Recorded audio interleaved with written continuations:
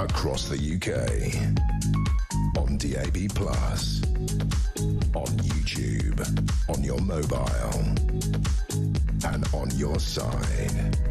This is Talk.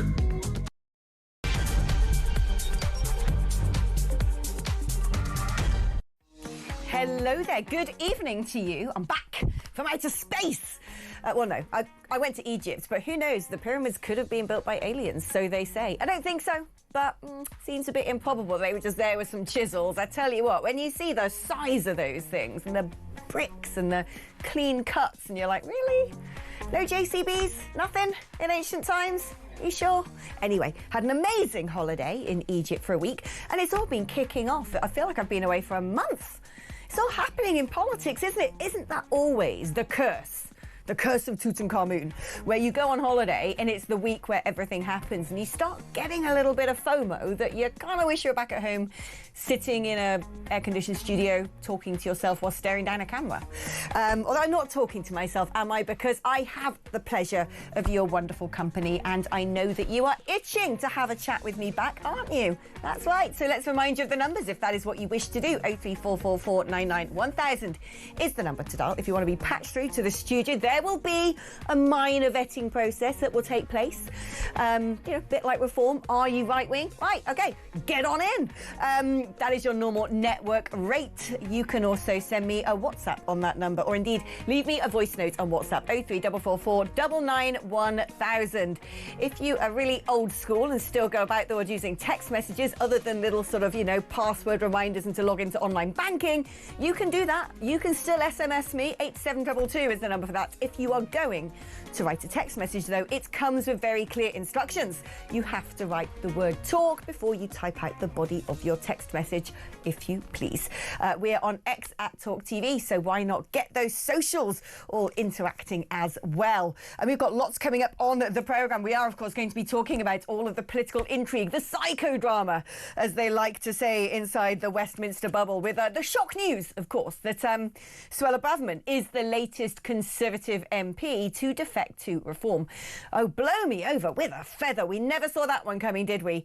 The response has been quite interesting, though. The Conservative Party rather shooting themselves in the foot by suggesting that she might have psychological problems, which has created its own little backlash, and then sort of saying, well, we don't mind, we wanted her gone anyway. Really? So why was she still there? We are going to be discussing all of that and then what's been going on in Labour. Was Sir Keir Starmer right to basically prod the NEC and go, look, this guy, if you let him stand as an MP, we all know what he's going to get up to. We all know what he wants to do, and I don't need that going on right now. I got stuff to deal with. I must admit, for the first time in pretty much forever, I found myself excavating a modicum of respect for the man, because I was sitting there going, who does this Burnham think he is? You're the Mayor of Manchester. Crack on, love. You've got a job to do. You've been elected to that position. But no, your ego's so big that you want to create a brand new by-election, abandon the people of Manchester because you want to have a go at the top job. Really? Really? Oh, I'm not sure that is particularly becoming of an elected member. We are going to be discussing all of that and the fact that ISIS brides might be on their way back to Britain. A first few have already been snuck in via the back door. Oh, you know what? They just want to get on with some crocheting at this point. Give them some sort of embroidery, a little outline of a kitten. They won't trouble anybody. Me thinks not. We're going to be discussing that as well. And before I get on with the show, welcome on board HMS Common Sense, the brilliant Isabel Oakeshott. I did promise a lot of wonderful people I met over in Egypt that I would give them a shout out. So this is to you, Chris and Debs. See, I did it. I promised I would. I'm doing it now. And Graham and Carol and Ian and Julie, because I love you all. You make that holiday amazing, especially Julie, you bringing in that duty-free bottle of brandy that we'd necked down the back of the bar area where no one could see. We're home now, so it's okay. We're not going to get in trouble anymore. Okay, right. Let's get on, shall we? And speak with the brilliant, inimitable Isabel Oakeshott. She is the finger on the pulse of British politics. How are you doing, Is?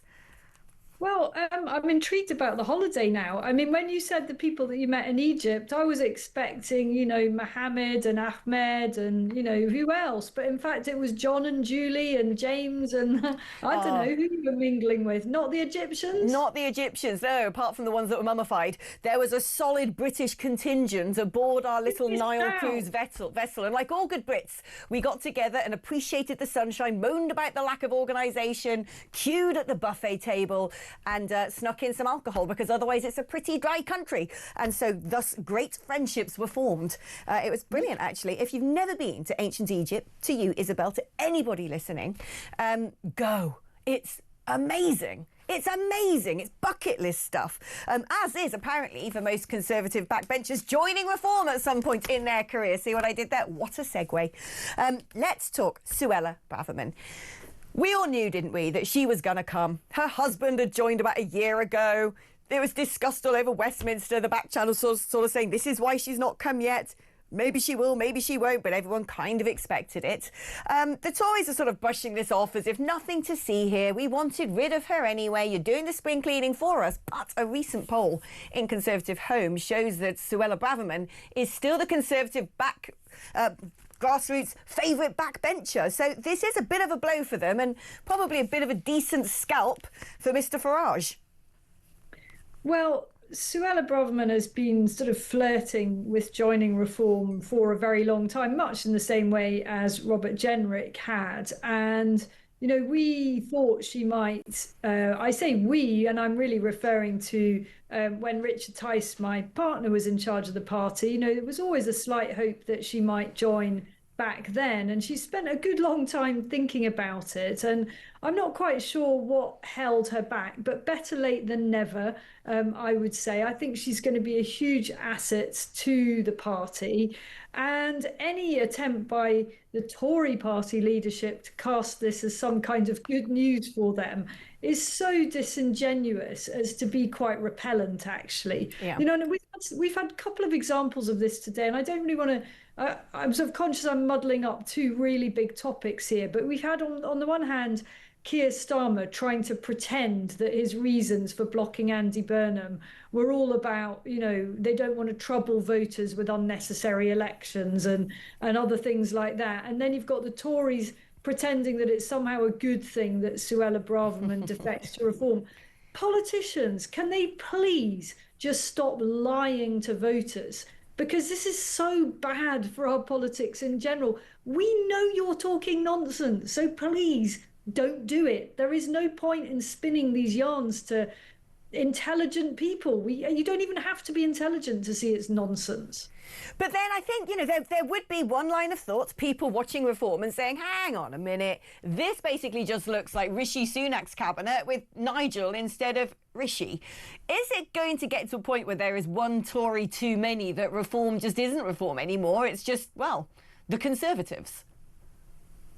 Well, I don't want any actual Tories. I only want Tories who have become reformers. The question is, are these people that are coming over ideologically aligned with Reform? And the answer is yes. The type of MPs that are coming to Reform are MPs that thought many years ago that they had joined a Conservative party, a right of centre party with all the ideologies and sort of principles and frameworks that go with being what we all understood a Conservative to be back in the day.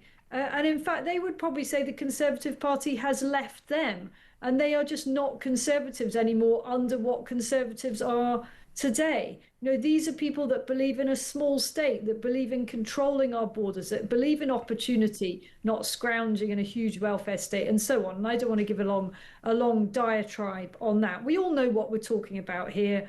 The Conservative Party is not worth the name Conservative. It has gone so far to the left that actually I wouldn't be surprised if we start seeing some defections from Kemi Badenoch's party to the Lib Dems. Well, it's interesting you say that because you've got, is it Andy Street and Ruth Davidson sort of wanting to resurrect the Conservative Party of old, the Cameroon years.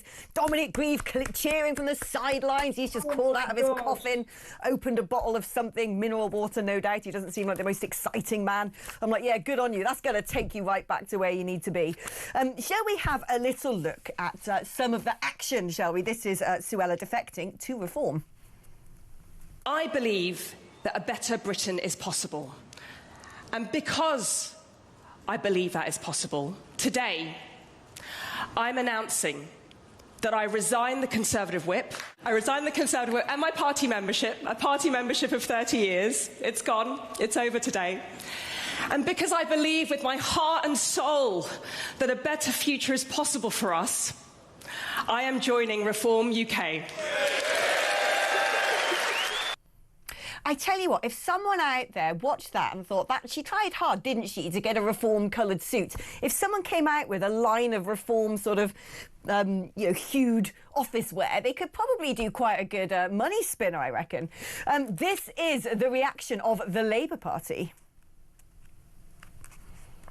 People that are thinking about voting Reform should think, do I want to have a party that represents me in Parliament that now has more Conservative MPs than Reform MPs that were elected in 2024? Nigel Farage is hell-bent on filling Reform's ranks with failed Tories. Of course, Suella was Liz Truss's Home Secretary. She was sacked, basically, after breaching the ministerial code. And we now have 26 former Conservative MPs that are now in the Reform Party. I mean, the point that I was making, there will be some people out there who are saying, well, you know, is this sort of authentic and new, or have these faces been around for quite a while? Do you think another sort of thing that I've heard being knocked about is at what point are egos going to clash? We've seen fallouts within the hierarchy of Reform before. Some of these people have big ambitions. Are they getting back into it because they expect cabinet positions? Would we be right to give them, would Reform be right to give them cabinet positions? What are your thoughts on all of that?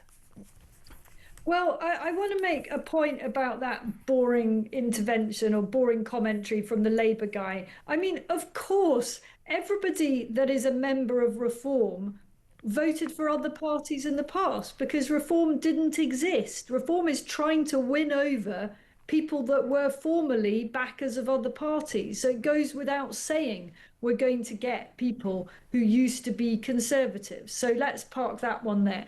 In terms of the ego, this is a really interesting thing to kind of observe, and I suppose from the side be a little bit tangentially part of, because I've been part of Reform essentially since it began, you know, around a kitchen table, and there were only really a few of us keeping it going.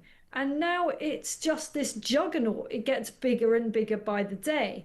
And it's really fascinating to see how that plays out and how that will play out. Because, of course, once you've got lots of big beasts, you know, what do big beasts do when they're all in the jungle together, or they're all in the in the wherever it is they hang out? They do tend to clash.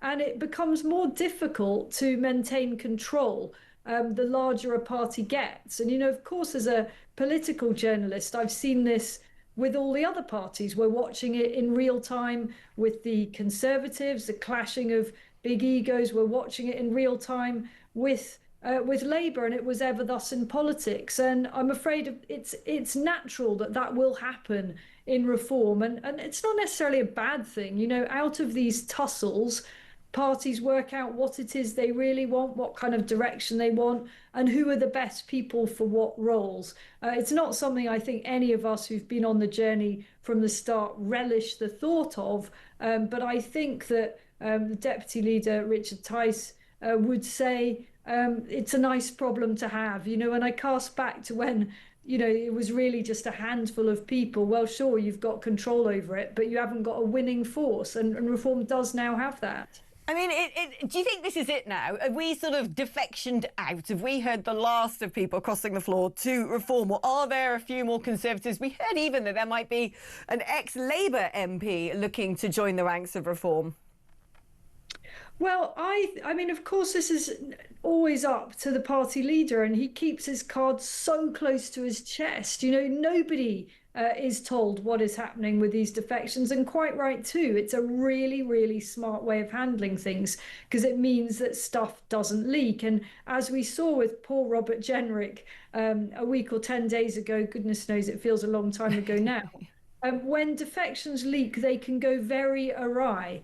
And, he found himself being fired because his own defection was leaked. Not quite sure how. Some suggestion of leaving a letter lying around on a photocopier.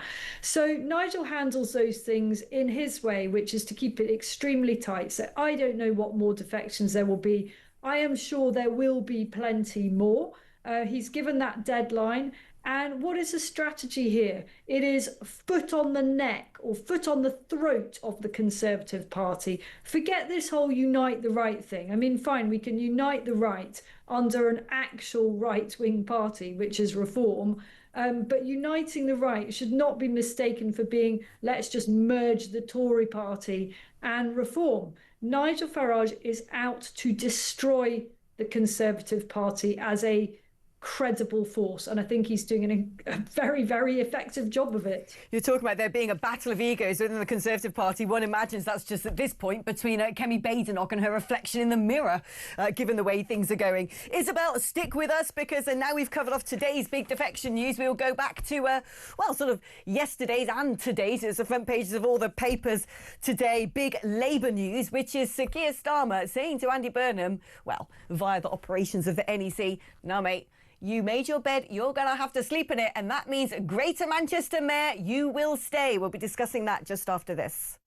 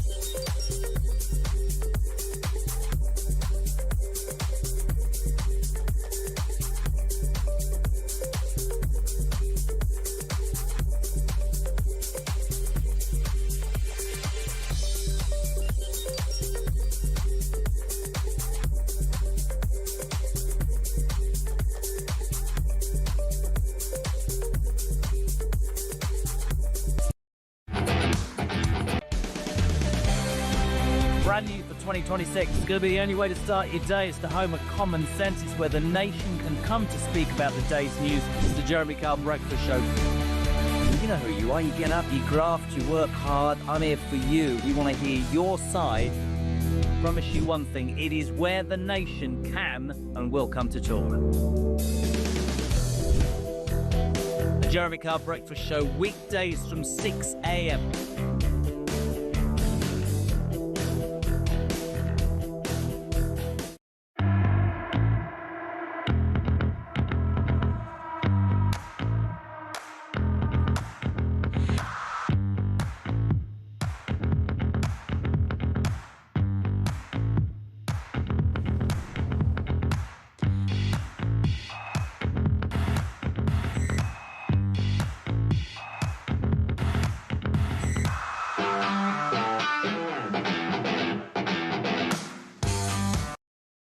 Across the UK, on DAB+, on YouTube, on your mobile, and on your side.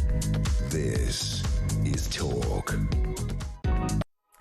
Well, defections, and then defences when it comes to Starmer, making up excuses for blocking Andy Burnham, who, of course, we all knew, because it had been trailed so much in the press that the King of the North, as Beth Rigby likes to call him, amongst him and her, I seem to think. The King of the North had his intention to come back as an MP because, well, he just didn't like mayoring anymore.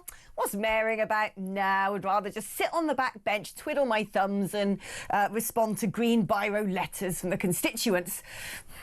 Pull the other one, Andy. We all knew that you wanted to go and stand in Gorton in Manchester because you wanted a run at the top job. And I would have to say this, because there's been a lot of criticism of Sir Keir Starmer. Oh, he's weak. Oh, he's invited a whole world of pain on him. Oh, by blocking this, that's the end of his days. like I said earlier, I'm beginning to have a shred of respect for the man. Because if I was the Prime Minister and some upstart who had stood as mayor and got it and was supposed to be getting on with that job suddenly thought they were going to challenge me for the job, and in doing so, can I just say, whenever you create this political psychodrama, it does have an impact on the rest of us because it tends to spook the markets if they think the Prime Minister is slipping away from a position of control. And also, it would create yet another by-election, but this time for the Mayor of Manchester, which comes with a price tag. And I kind of think to myself, Mr. Burnham, you're a bit venal, aren't you? Bit up your own backside, thinking you can just waltz in and try and take the top job. And I kind of think that Starmer saying, well, you know, elections cost a lot of money, and isn't he doing a great job as mayor, was, well, fair play. I mean, just put him back in his box has made me think that the man actually can control at least one thing in his life. Let's have a little look at, let's look at Sir Keir Starmer, shall we, talking about why Burnham is not going to be running in that by-election. Andy Burnham's doing a great job as the Mayor of Manchester, but having an election for the Mayor of Manchester when it's not necessary would divert our resources away from the elections that we must have and that we must fight and win. God, he really is stressed if that's the size of his medicine cabinet. Look at that. Let's bring back in Isabel Oakeshott. Hello, Isabel. I mean, look, this has been dragged out for a long time. The idea there's going to be a coup and Andy Burnham was going to be the man to usurp the throne from underneath Sir Keir. And I kind of think, what did everyone expect him to do? Just roll out the red carpet and let him in? Well, if you were Starmer's press advisor, would you really think it was a great idea to do a photo op and a video in a pharmacy? I mean, it just makes him look, it just sort of, it's a headline writer's dream, isn't it, about pill popping and, you know, what he needs to change his personality or make him better looking or whatever. Just so, what a dismal vision that was. I kind of like the way you put it there. You put a whole different spin on Starmer's decision to block Burnham, and you actually made him sound quite good. In fact, perhaps you should be his spin doctor. You certainly would be doing a better job. So fine, let's cast it that way. This is a sign of Starmer taking control, but that doesn't quite work because he didn't put it like that. He insulted our intelligence by pretending that he didn't want Burnham to stand because it would create an unnecessary election and that would be inconvenient for voters. That was a load of old twaddle, wasn't it? Elections don't inconvenience voters because they don't have to vote in elections. He should have just said, you know, hang on a minute here. We've all got important jobs to do. I see you, Andy Burnham. I know why you want to come back. You want to come back because you want a tilt at the top job. Well, there's no vacancy. So get back in your box. And by the way, while you're at it, you made a massive song and a dance about ending homelessness in Manchester. You know, spend 10 minutes in Manchester and you'll see what an absolute abject failure that has been. And I, Keir Starmer, can list another 10 things that you've screwed up in Manchester. So how about you fix your own backyard before you come sauntering down and trying to park your tanks on my lawn? Now, if he'd said that, then that would have been a little bit more honest, I think. And I think we might all have respected him for it. I mean, to be honest, Sir Keir Starmer's only got one criticism up his sleeve, which is the button that sounds the far-right signal. So he should probably turn around and say Andy Burnham had become a fascist or something. You know, there's been this whole sort of, particularly from, let's call them the legacy media, this sort of fawning over the concept of Andy Burnham. And it's a bit like when Angela Rayner with her gazillion houses got booted out, and nobody seemed to point out who on earth does she think she is when she's elected in the north of the country to be given up her house there to move about 300 miles away to have a house on the beach. You've got a job to do. That's your constituency. That's where you're from. That's where you decided to go and stand. Give it a moment, would you? I mean, there doesn't seem to be any criticism of the venality of these politicians who just think they can move pieces around the board and play at politics. It doesn't matter if I got voted in and where I got voted in and where I live and, you know, how many clothes I'm getting off that Lord Alley man. No.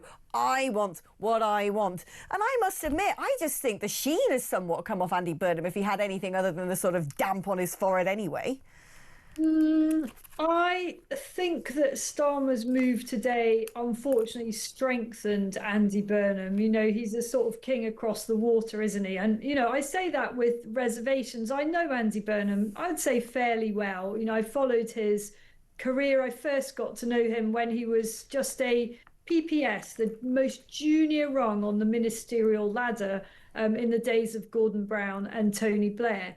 And he is a really nice guy, and he's a solid minister. But I've never ever thought that he was A-list. Now, as you and I both know in politics, weirdly, often there are non-A-list people that somehow make it up to the very top. And Well, that's most of the cabinet for you. well, all credit to him. You know, he has come very far, but I don't think he's the guy to lift Britain out of its absolute mire. I don't think he's got the policy agenda, the ideological agenda to resolve the fundamental issues facing our country. I mean, have you ever heard him talking about, for example, immigration in any kind of way that would resonate with millions of voters for whom that is the number one issue? Have you ever heard him talk about ditching or modifying net zero? I certainly haven't. And I could go on listing the key things that people are fed up about. I don't think Andy Burnham has ever said anything interesting on any of them. Oh, do you think that's what Sir Keir Starmer's doing in the pharmacy, looking for the right medicine for the country? Because having a Labour government at this time of crisis feels a bit like trying to cure cancer with even more cancer. I mean, it's interesting. I mean, I'm sure he probably is a nice man, but I don't know. I just think it was a little bit unbecoming. If you want to have a run at the leadership of the party, then you're going to have to wait until the next general election. Well, I'm not so sure about that. I mean, I couldn't sit here and say that when there are people that are crossing the floor to other parties. You know, politics is about pragmatism. And if you truly believe that the country is going down the plug hole, as I'm sure Andy Burnham does, then you don't sit on the sidelines. If you think that you are the person that can save it, then you do whatever you can to try and get yourself in that position. Now, you know, you and I suspect the sum total of zero of our listeners think that Andy Burnham is the person to save the country. But I can't blame him for giving it a go if he truly believes that he's got what it takes. And could he really be worse than Keir Starmer? I mean, in brackets, maybe. What do you think is going to go on in that by-election now? Because at one stage it looked like it could be quite an interesting contest, because when I looked at the numbers, although they weren't present polling, but sort of estimations accumulated or conglomerated from various previous polls, it looks like it could potentially be a three-horse race between the Labour Party, Reform and even the Green Party. And I noticed Zach Polanski didn't run in his weird sort of club-footed way at the opportunity, probably assuming that he wouldn't win it if Andy Burnham was going to be the Labour candidate simply because of name recognition. But now he's out of the picture. Reform must be smacking their lips with potential anticipation that they could snatch it.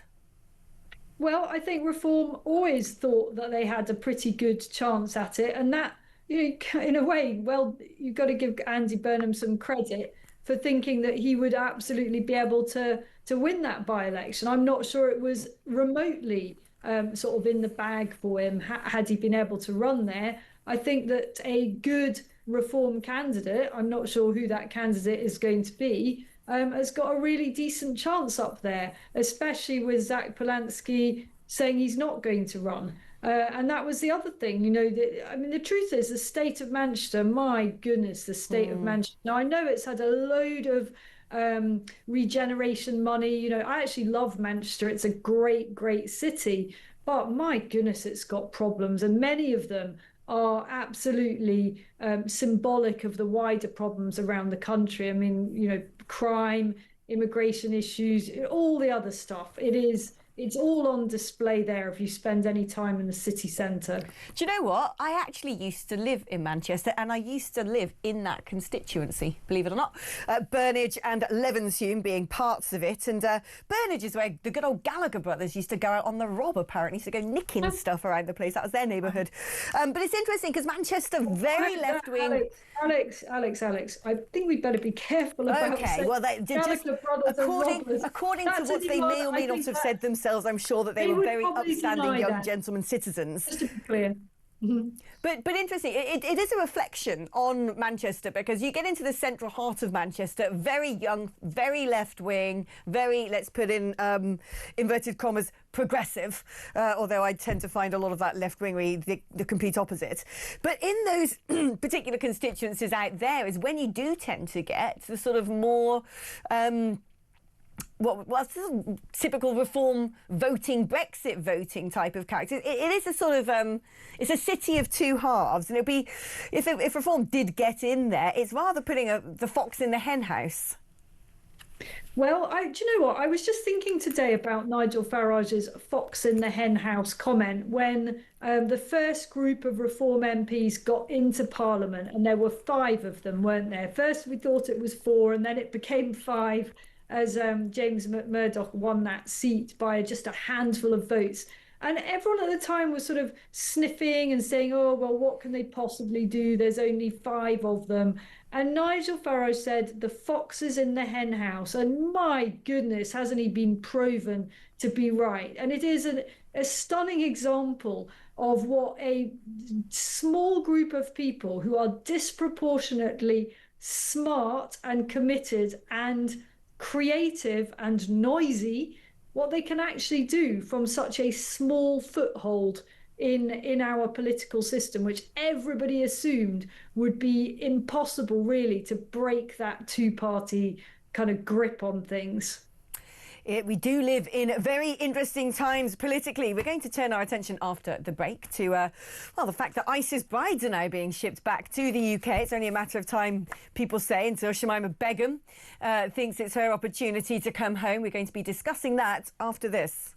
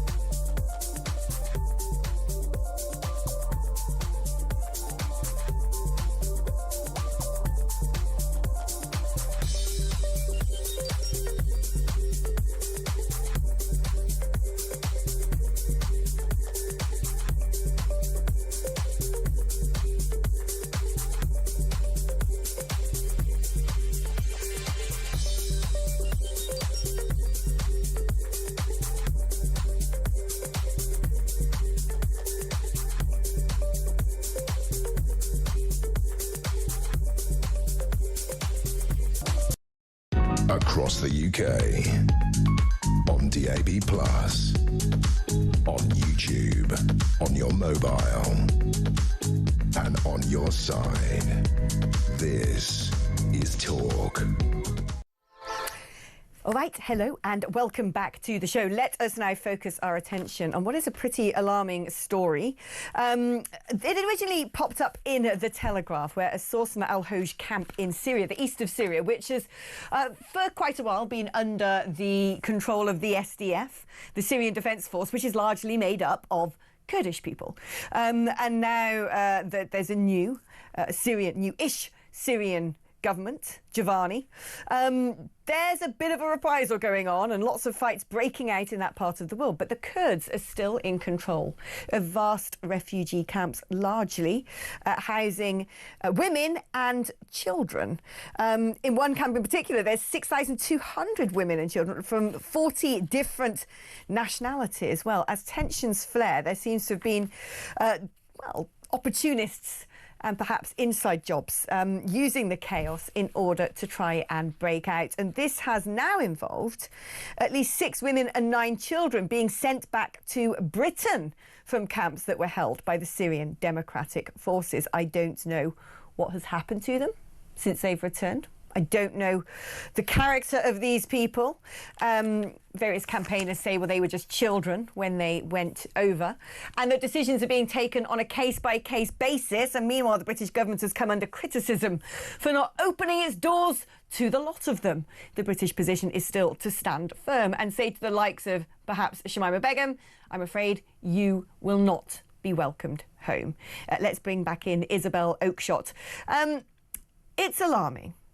It's alarming because whatever happens, what we do know is there are tens of thousands of former ISIS fighters, be they men, women, or indeed children, who could soon be let loose in Syria and from there in the chaos cross borders and end up who knows where, given the fighting going on in the east of the country. And when I've read reports from some of these camps, I've read one particular story that there have been tens of thousands of babies born to what would be the next generation of fighters for the caliphate, because when boys in this camp allegedly hit puberty, they're encouraged to go and father children to try and grow the numbers. And people who have a far better idea of these camps than I do say, well, there might be a few people who are very remorseful about foolish decisions they made, swept up, groomed online perhaps, in the course of that decision to go and join the supposed caliphate in Syria. But there are plenty others who are extremists, who haven't changed one iota in terms of their Islamism, their terrorist inclinations. In fact, one might say that these camps have rather become a petri dish for breeding even stronger flavoured extremism. So what does Britain do about this, Isabel? It is, well, I was about to say it's a really tricky question, but in a way it isn't. You know, put really simply, we don't want any jihadis or any Mrs. Jihadis in our country. What about mini baby jihadis? Well, I mean, if they've got non-jihadi grannies and grandpas in the UK, maybe they can be repatriated without mummy jihadi. But I just think that what is the good for Britain of having these people back? Now, the sort of legal issue is that we're not supposed to make people stateless. And if they don't have other passports, then that does raise the whole question that Shamima Begum has raised. But on balance, I would say that the default position has to be you went out to Syria to do this stuff. You are clearly associated with this stuff. Therefore, you stay. You made your bed, you lie in it. You want to be out there, you stay out there. You want a caliphate? Well, you know, hoping Syria is never going to be one of those. But you're sure as hell likely to have it, more likely to have it there than you are in the UK. I understand that America is potentially going to withdraw its forces from Syria, the ones that's remained, and have struck up a deal with Iraq to take some of their male prisoners, but have sort of gone off AWOL, rather, when it comes to the Kurds running the camps, trying to communicate with America, saying, right, you know, what is being done? It seems they haven't picked up the phone to them in a while. I think what is brewing in Syria looks extremely troubling, and it's interesting, it's beginning to have an impact on our streets as well. Going back to Manchester, I don't know if you saw the videos online from this week of big fights taking place between the Kurdish and Syrian communities, let's call them, in places like Manchester. It's also been happening in Antwerp, involving mass stabbings. Well, and funny enough, somebody shared a video, a really disturbing video with me today from some organisation called something like the Islamic Caliphate of Britain or something. Oh, and I'm gosh. thinking, what the heck? You know, we've got to be so much more careful about what we're doing here. You know, when people are bringing their political and geopolitical disputes from other parts of the world onto our streets, we really have lost control of who we are and how we manage ourselves. And I know at the very lowest level, this is actually played out in our migrant hotels, in those hotels full of asylum seekers. Fights frequently break out. I'm not just inventing this. I'm getting it from a source that we interviewed here on Talk, Adam, who worked in a migrant hotel, and talked of different nationalities fighting between them, playing out the conflicts that are happening in parts of Africa or parts of the Middle East in our own country. I mean, seriously, if you do that, you should be deported right back. If you're going to fight about your country of origin. Well, how about you fight in your country of origin? How about that for a novel idea? I mean, also, the most obvious thing ever stated by anyone ever, security advisor to the government, Jonathan Powell, saying, well, what, do you know what? I think some terrorists might have come over on those boats, you know. You don't say. It staggers me to this day that when we've had briefings from the counter-extremism czar, we've had no doubt warnings from the intelligence agencies, now Jonathan Powell, that the government could pull an emergency lever and say, this is a national security crisis. We just simply will not be taking anybody anymore who breaks into the country illegally, and those that do will have to be kept in detention centres. Well, absolutely. And we did a story on Talk last week on Kev's show about the detention centre, the newly refurbed detention centre just outside Oxford, which they've spent £70 million upgrading for the grand total of 160 spaces. That's less for foreign nationals who are foreign criminals or earmarked for deportation. That is less than 2 boatloads of migrants. You know, £70 million to accommodate 2 boatloads. That's sort of a fraction of what comes over in the busy weeks in the summer. And yet that detention centre isn't even full. And you're just left wondering, what are these guys playing at, those that lead us, you know, with their squanderous abuse of taxpayers' money, spending tens of millions on this stuff and then not even using it. It is so sickening, isn't it? It's a lackadaisical approach to our basic security that troubles me the deepest. In fact, we are going to be talking to Kim Bailey, who's the chairwoman of Crowborough Shield, the protest taking place in Crowborough in Sussex because migrants have started to be, under the quiet and dark of the night, shipped into the army barracks there. We're going to be catching up with her in the next hour. I mean, look, this story is not going to go away. We heard, didn't we, of quite late after the effect, the 27,000 odd Afghans who were secretly brought to the UK, and the way that system had been infiltrated and gamed by the Taliban, for instance. And I have no doubt that as things get more and more unsettled in Syria, we're doubtless going to see people fleeing those camps, and they might not make it straight to Britain at the invitation of His Majesty's government, but I have no doubt that they will somehow get across various countries. All they have to do is get into Turkey, really, and then it's straight on from there. Well, exactly that. And, you know, in due course, it will not be long at all before the weather starts getting better in northern France. The seas start getting a bit calmer, a little bit less absolutely perishing cold, and those crossings are going to tick up again. The only reason that there are less boats coming across is simply because people would perish. The water is so freezing. Now, voters may picture passengers on these migrant dinghies boarding from some kind of jetty. No, they don't. They have to wade into the water. They're well out of their depth. And the issue now is not necessarily just that the seas are too rough, but it is just so damn cold that a lot of those would not make it into the boat without collapsing with hypothermia. And whilst the people smugglers really don't care in the slightest about the welfare of their human cargo, they do realise that repeatedly killing their customers is probably not great for the business model. Isabel, thank you ever so much. Join us again after this break, where we are going to be discussing whether the BBC are able to reform or whether the licence fee is on its way out, following comments made by the outgoing Director General, Tim Davie. That discussion is coming up after this.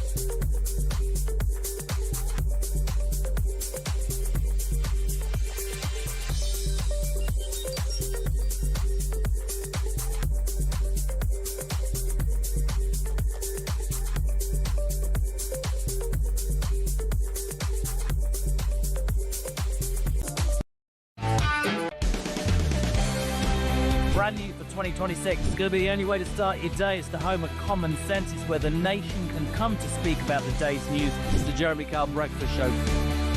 You know who you are. You get up, you graft, you work hard. I'm here for you. We want to hear your side. Promise you one thing. It is where the nation can and will come to talk.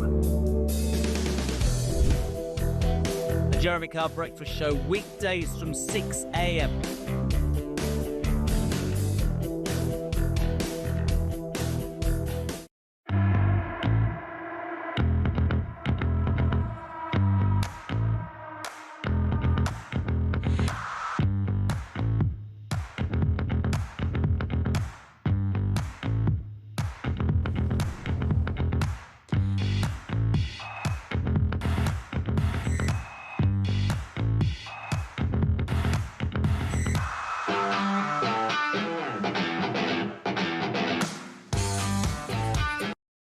Across the UK, on DAB+, on YouTube, on your mobile, and on your side.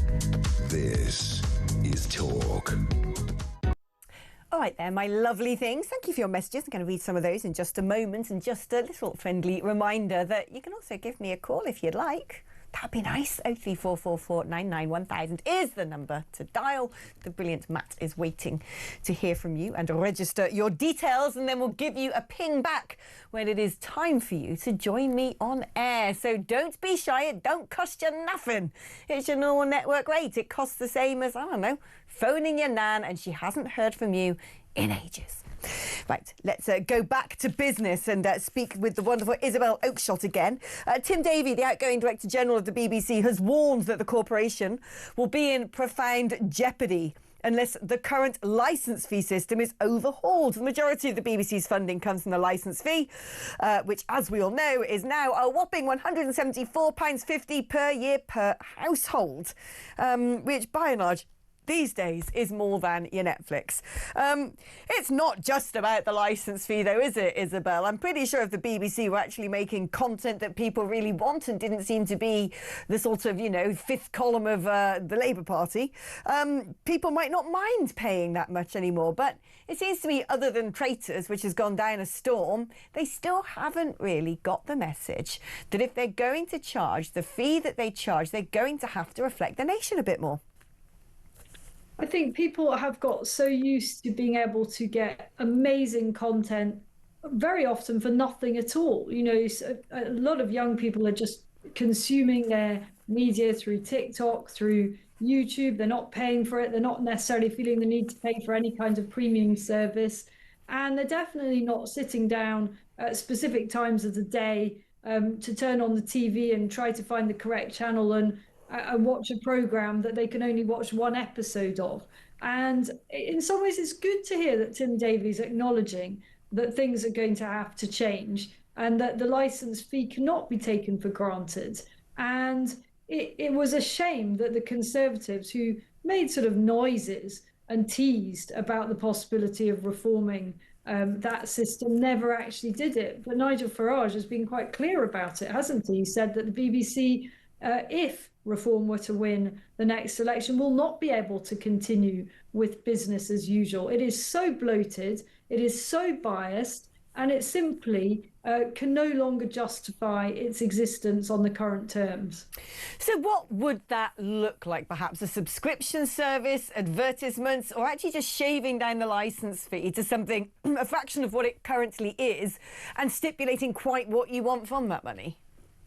Well, I mean, I don't spend a lot of time thinking about the future model of the BBC licence fee because I simply don't care enough about the issue. I don't watch much BBC myself. I look at their website quite a lot because it's always instructive to see what they think are the most important stories.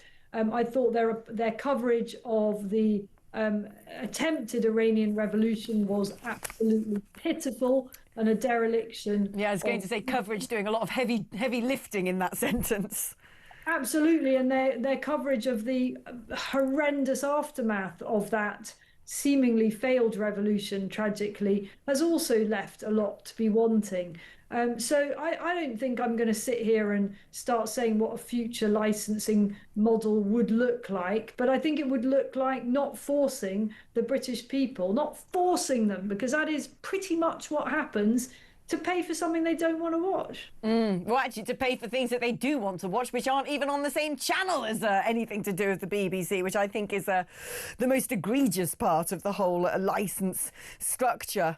But can they change? I mean, you know, I've worked at the BBC and it moves at a glacial pace. It is a behemoth. It's filled with the chattering classes and Guardianistas.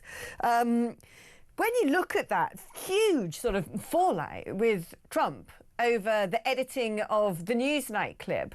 I don't know what's going on there. I don't know if he's still planning to sue the BBC. That one's kind of slipped through the net for me anyway. But you do realise that these aren't just little accidental mistakes. You know, things don't magically edit themselves together in the ether that 1 minute you're sitting there ingesting, as they say in the biz, the speech from America, and it's an hour long, and somehow two different bits of the speech magically through the ethers of the BBC editing suite cling to each other and then have mood music put underneath and grey filters in order to make it look as if the president is inciting an insurrection.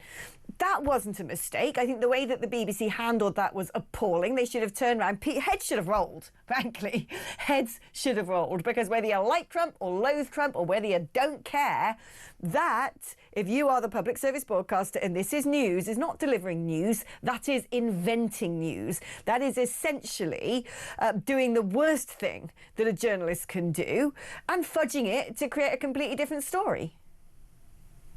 Well, absolutely. And, you know, I sort of have a bit of sport just looking at BBC headlines and seeing whether they are misleading the viewer or the reader. There's an interesting one tonight about some, quote, far-right people from British nationals, far-right, who have been arrested in northern France because they were planning to attend some kind of migrant protest. I don't know. Maybe they are far right. Quite possibly they are far right, but it just got my suspicions up. What exactly went on there? The BBC hasn't reported that story properly. They've just delighted in using the term far right. As I say, I think it's very possible that they genuinely are far right people, but nothing much more is explained in that piece. I feel that the BBC is all too quick to delight and savour using terminology like that when it comes to our politics. And thus has it been for a long time. I was at the BBC in 2009. 2009, that's right. That's when I was working there. And it was a left-wing horror story back then, Isabel. I don't think you'd get a job back there now, do you? I mean, I think if you were to apply for a job at the BBC, it would be one giant straight away, because we just don't have the right politics. No, not the right politics, not the right name, not the right colourings, can I just say. Even back then it was a case of, what, Alex Phillips, that sounds a bit Middle Britain. You're not going to ever be on screen. But there you go. The BBC is probably a hostage of its own fortune or something to that effect. Isabel, thank you ever so much. It's always wonderful catching up with you. What a delight to be able to spend an hour in your company. Our international editor there, the glorious Isabel Oakeshott. Now, just a reminder, if you want to join the conversation, I would love to hear from you. 0344499 1000 is the number to dial. It's your normal network rate, and we're all hanging on tenterhooks waiting to hear your thoughts on the stories that we have been discussing thus far. Have reform taken in a defection too many from the Conservatives? Was Andy Burnham wronged? Should he really have been given an opportunity to have a run at leadership by standing in that by-election in Gorton and Denton in Manchester? What do you think about the ISIS brides coming back? Are you going to put one up in your spare bedroom? I didn't think so. Let's read some messages. Hello, Alex. Isn't it great news that Suella has joined Reform? So more the merrier, I say. Let's get Nigel into number 10, ASAP. Margaret in Birmingham. And she says, Alex, are you ever going to stand as an MP? Do you know what? Never say never, although right now I quite like sitting here. Alex, it's really great to see you back on the airwaves. Thanks. I was only away for a week, you know. I think I speak for all the viewers. We miss your energy. You'd win a gold medal for talking. Awesome. Except when I go home, I've spent all of my words for the day and I sit there like a mute huddled under a blanket on my sofa, a corpse of myself. Hugh from Basingstoke says, welcome back, Alex. You may only be staring at a camera. Hold on. There you go. But be assured, thousands are out here clinging to your every word. You're daft humans. I wouldn't do that if I was you. By the way, the pyramids were not built by us humans. I love this stuff. Read the fascinating book, Chariots of the Gods. I know of it, which claimed many wonders of the world were built by visiting aliens. Do you know what? I don't know whether aliens came down and built the pyramids, but I still think, I always say this, we've got this tendency in the West to just assume that science is a set thing. It's done, that's it, that's how it is. The story's finished, there's no more to see here, no more to be discovered. And because it's been set for so long that anyone who sort of challenges it, well, no, you're some sort of heretic. You can't possibly say that. You're a madman if you disagree with us. But, when you go around ancient Egypt and you look at all the things that they were building, the temple at Karnak, blimmin' girt columns up as far as the eye can see. Massive sort of wall paintings, and certainly some of the hieroglyphics don't really look like human activity. But you look at the grandeur of some of those sort of megalithic creations, and you think, if they could do that 4,000 years ago, I'm checking out that housing estate down the road from me. That ain't as good as the Egyptians built, for crying out loud. And apparently they shoved those pyramids up in the best part of 20 years. I actually think the Labour Party need to get on the phone to Tutankhamun and say, listen, son, you actually did a good job at building. We've got a bit of a housing shortage. Can you come back from the grave and sort us out? Alan says, well, it's written like a football chant, Suella, or something to that effect. Back as Home Secretary, immigration sorted, love it. Huge win for reform and the country. It certainly seems that most of you are very for this defection. Hi, Alex. It's the Conservative Party that left us, not the other way around. The whole top team of reform are ex-Tories. Most of their members are ex-lifelong Tories, just like me. I welcome Suella, a proper Conservative, all aboard the Reform Express. Choo-choo, says Jason in Pompey. Christina, who is explaining to me the contents of her jewellery box, says, hi, Alex, my eternity ring is Reform UK colour. Good, eh? Well, don't wear that around London, mate, because if you do, it'll be swiped. Alex, Tories to Reform. It's actually really clear. Reform UK simply has the patriot values the British people always valued, but have been lost by the Tories, thus says Amanda. So a lot of you there making the same point. You don't mind these defections. You kind of feel it's a sort of like iron filings going to the right side, to the left or to the right, to positive to negative, just a parting of the waves. Alex, how do you think the people of Manchester feel when our mayor decides he wants to F off, or be off is, to Westminster halfway through his term? Surely we should not have a mayoral election. As we don't mind being inconvenienced by an election to get a mayor that wants the job. I mean, this is it. Not enough people have sort of said, come on, mate. I mean, you stood for election. You're the Greater Manchester Mayor. You can't just decide you don't want to do it anymore. Glyn in Catterick says, my God, Alex, is there anywhere you haven't lived? Yeah, Scotland. And I didn't live in Egypt. I was there for a week, people. 1 week. I know it feels like a lifetime with all the defections, but it was just 1 week. Anyway, keep your thoughts and messages coming in. I'm going to take a short break now. But when we come back after the break, I'm joined by the chairwoman of Crowborough Shield, Kim Bailey, who's fighting the good fight against the migrants being snuck under the cover of darkness into the army barracks there. That's after this.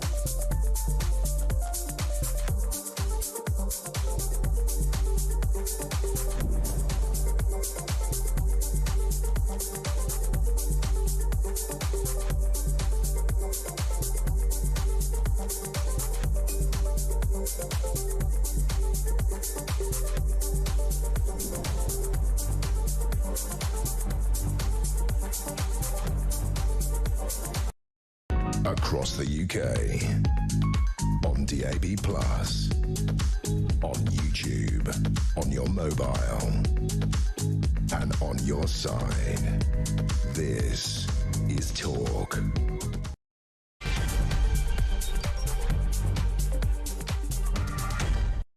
Hello and welcome back to the show. 1 hour done, 2 more to go, and I'm really enjoying being back in the hot seat. It is delightful to have your company, and a privilege it is as well.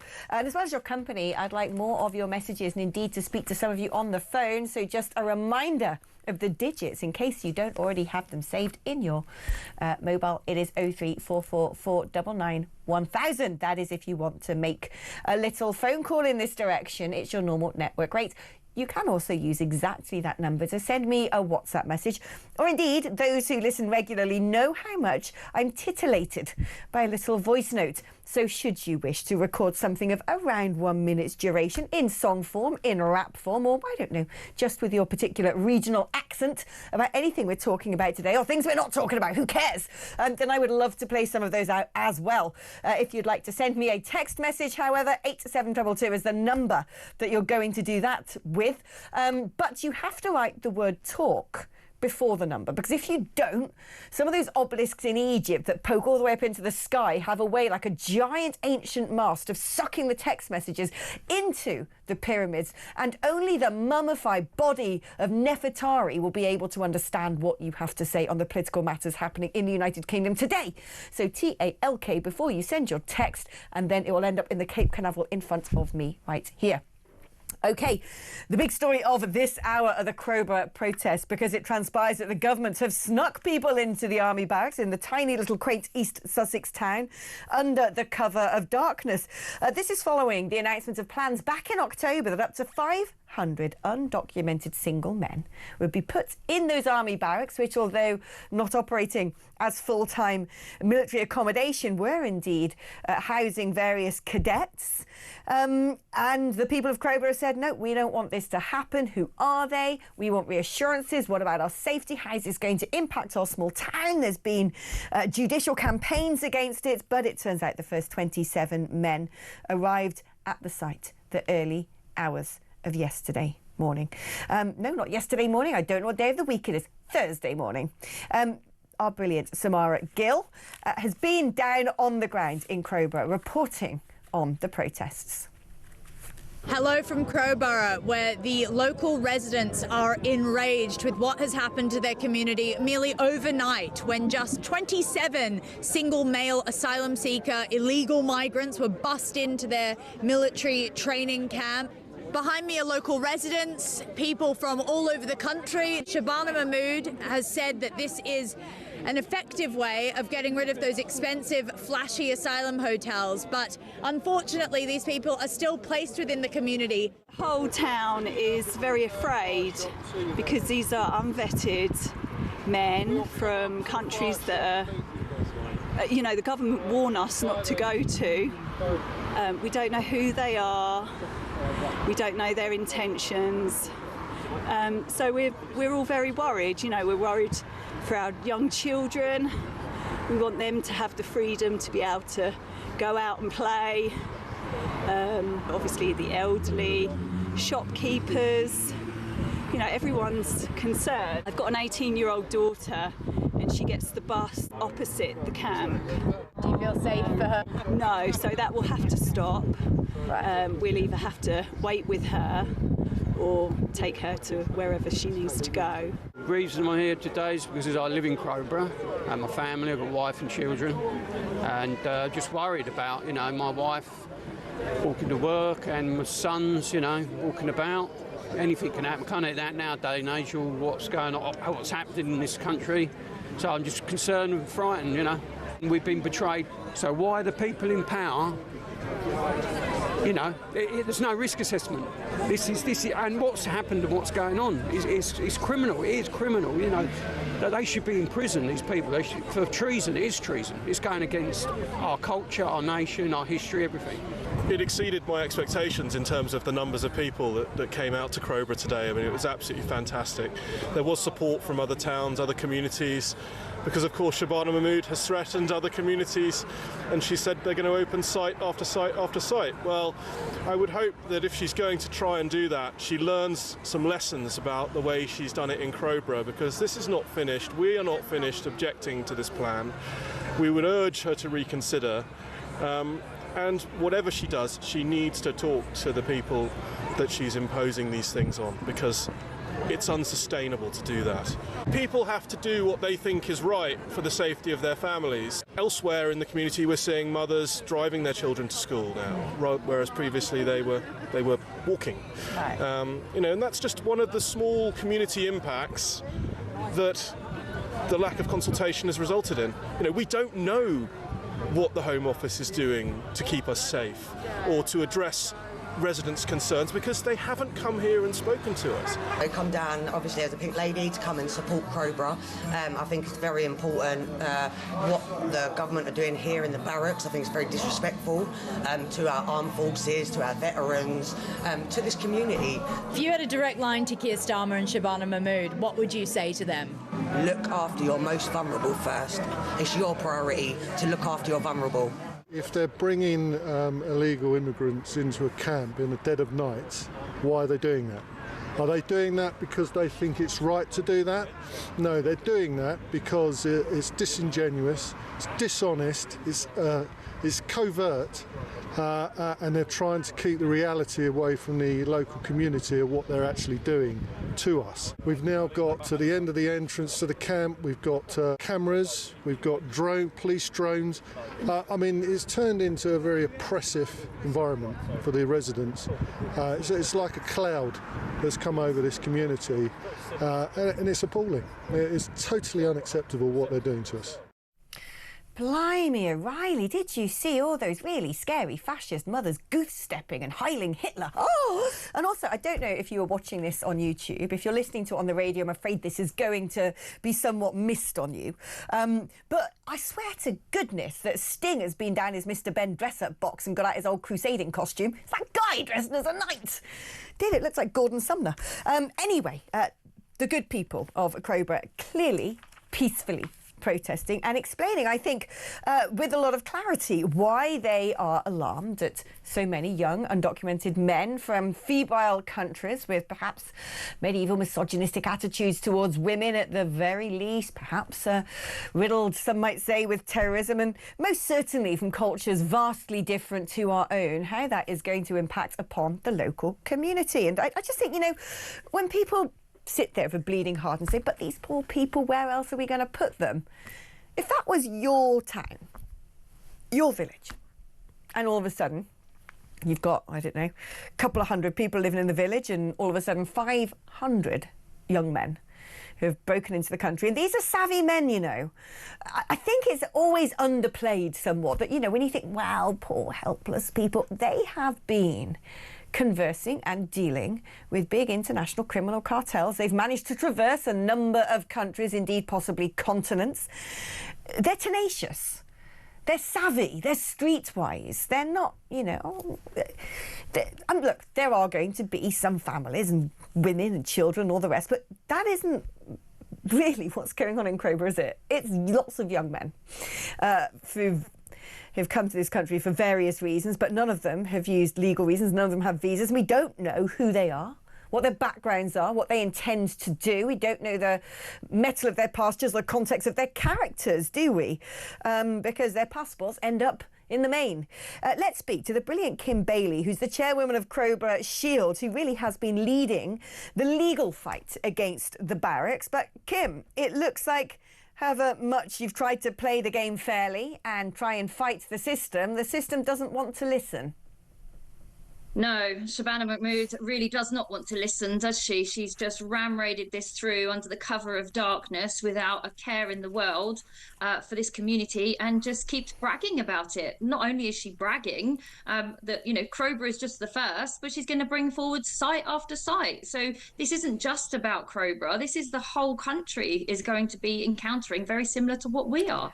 It's just utterly disgraceful that she can actually sit there and brag about it like it's a triumph. It's something to be proud of. It really isn't. I think she's so out of touch. What I don't understand about any of this, and I think something that would go at least part way to reassuring residents who do live in the area of these army barracks and other future ones that may be used, is, you know, army barracks are fortified by nature. They tend to have very secure perimeter fences. They have huge open air spaces where cadet training can take place, where recreational activities from the veterans who were once housed there would be able to use.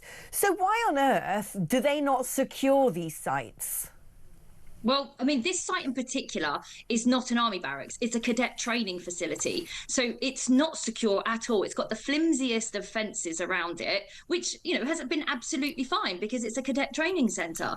But they actually put up a further fence inside. So just, I think it's called Harris fencing with a shield on it, which I think within 24 hours of being put up had actually been blown down because we are the highest point north of the South Downs. It was never going to withstand that. But this wasn't an army barracks. It wasn't disused. You know, thousands of cadets have been displaced. They are, you know, our air cadets still have nowhere to parade. They've been stood down since the beginning of December. So it's really disproportionate to evict all of these young people and take away this facility from all these young people to put in a few hundred asylum seekers. It's completely disproportionate. I mean, a few hundred is likely to swell to around 500 is the estimation. And the local residents... 540, but it's not just 540. This is rotating. So between every 70 to 90 days, these asylum seekers will be moved on and new ones will be brought in. So it's about 2,500 over the case of it over the year. But we know this isn't going to be just for a year. This is going to be for a lot longer. The local residents seem to be mostly concerned with the safety, particularly of their daughters, their wives, of women in the area, which I don't think is an irrational fear to have. If you've read reports in the newspapers about various crimes that have taken place, and also if you look at some of the countries where these men come from, we can see what goes on in Iran regarding young women who don't even put their hijab on correctly. We can see that in Afghanistan they've just legalised slavery, particularly of girls, and that they have now decided that under no circumstances must a female ever go into education. We can see in Iraq they've just changed the age of marrying down to 9 years old. I don't think it's a far cry to say, are these men adapted to Western culture? And given that they've now got, you know, a roof over their head and a bed to sleep in, are they going to want to go out and have a chat with some of the women folk in the area? Yeah, I mean, there's a lot in the media. We are constantly seeing reports of these just horrific crimes, and you know, the young girls, the young boys, the parents, they're seeing this. They are worried. Of course they are. There are cultural differences, and this is one of the key things which has been completely neglected by the Home Office and by Wealdon District Council, that there have been no risk assessments, there have been no impact assessments, there has been no assurance to this community about what mitigations are being put in place to ensure the safeguarding. We've got schools which are literally kind of a few minutes walk away from the camp. They don't have fences around these schools. They've got little wooden picket fences. There is no safeguarding. And I know a lot of our community are actually raising these concerns with Ofsted, with the local authorities and with the schools themselves, because, you know, these fears are real. And this is part of the community cohesion impact assessments that just have not been carried out. And that's, you know, it's a massive gap. I mean, the whole thing is a giant gap, but there's nothing. No one has spoken to this community about what is going to happen. The most we've got is some CCTV put up, which was actually done by our town council, not the partnership organisation, which is Wealdon District Council. It's a complete shambles. Have you now exhausted all of the legal routes you can take? No. So obviously we put forward a legal case. We put our papers in at the beginning of December. The Home Office, the Home Secretary, had 21 days to respond. She responded, and what she responded with was they haven't made a decision, so therefore they won't give us disclosure. So Shortly after that, it was then announced that she had finally made her decision on Wednesday. Now, Alex Norris had promised 48 hours notice to Wealdon District Council. That didn't come. I think it was about 7 or 8 hours that Wealdon were actually given. So that was made on Wednesday night. And by, I think, early hours of Thursday morning, they were snuck in under the cover of darkness. So we obviously made an urgent application to the courts to say we need our case to be heard urgently. And off the response of that, Shabana Mahmood has actually said we hadn't made our decision until Wednesday night. So therefore, they need to start again from scratch with their judicial review. Now, we've obviously going to ask them and challenge that and hope that we get a judge that, that's common sense to say, well, clearly the decision was made ages ago with the millions of pounds that you've been spending and the construction work that you've been doing up there. It's quite obvious you cannot turn a site around in 7 hours to house, hundreds of asylum seekers. So we really hope that the judge will see sense and actually get this case heard as quickly as possible. So no, the legal avenues have not been exhausted. It's just more games from Shabana Mahmood, which is just disgraceful and shameful for her to run down the clock, ramp up occupancy. If her decision was lawful and was, legitimate, there would be no need for this. This is all about her knowing that her decision will not stand up to proper scrutiny. But you say there'd be no need for the protest if the decision was lawful and legitimate. But I feel it's more than that. It isn't just about the legality of it. It is about the local residents worrying about what's going to happen. Have people seen hide nor hair of any of these young men since they've come in early as of Thursday morning? No, they've been seen. I think within 24 hours, we had someone leave the camp.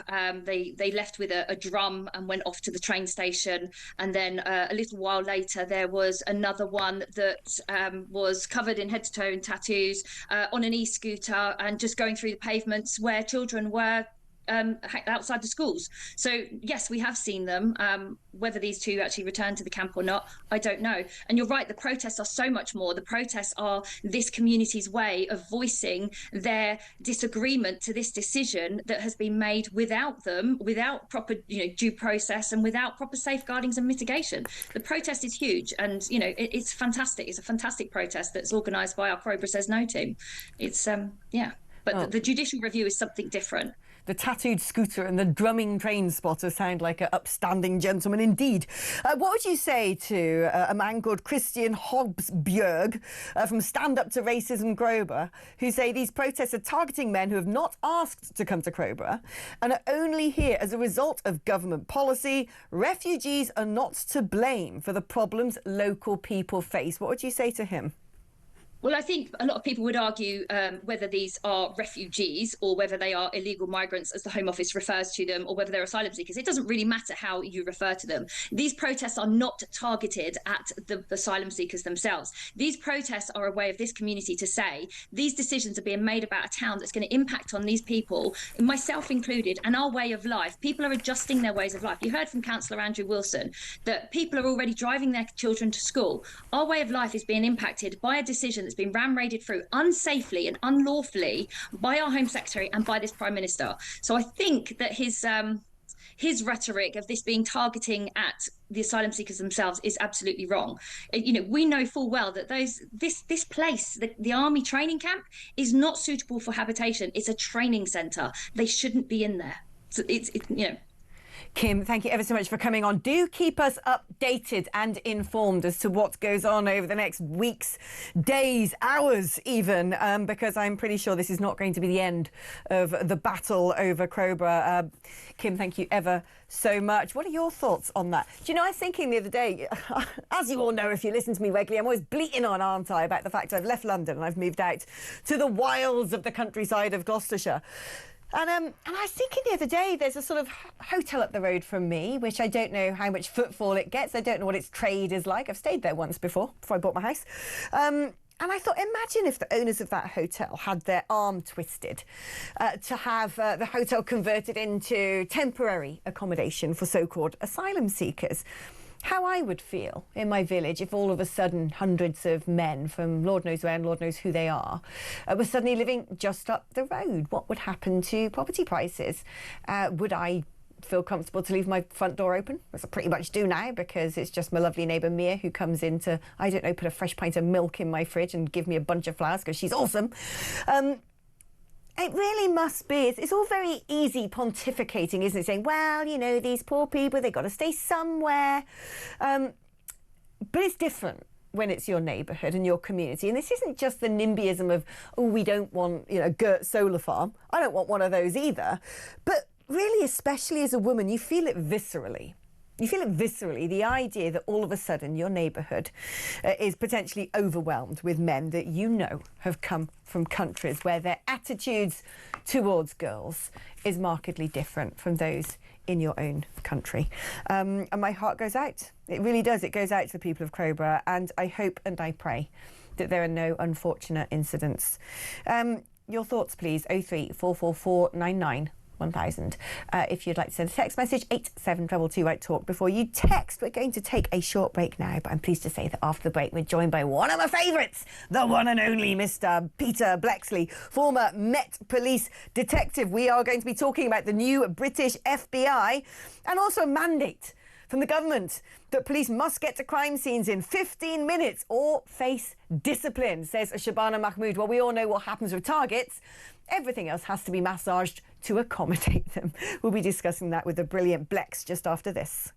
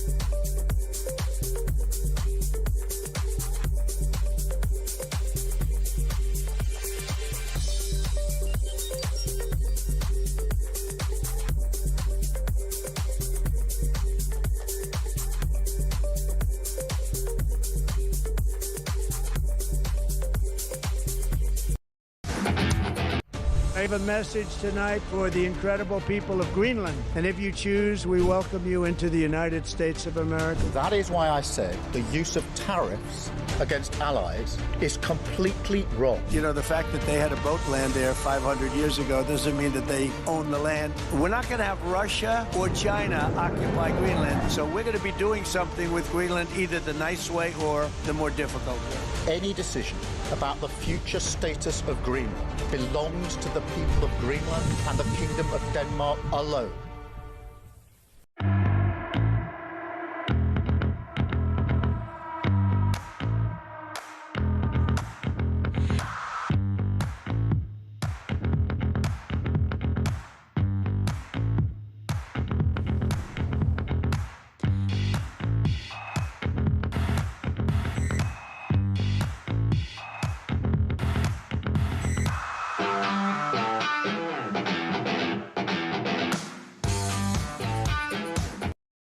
Across the UK, on DAB+, on YouTube, on your mobile, and on your side. This is Talk.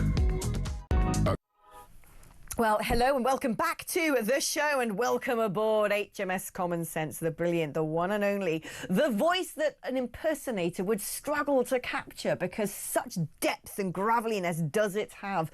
So much poetry and wisdom. The fantastic Mr. Peter Bleksley, former Met Police detective, and now one-man band theatre thespian extraordinaire.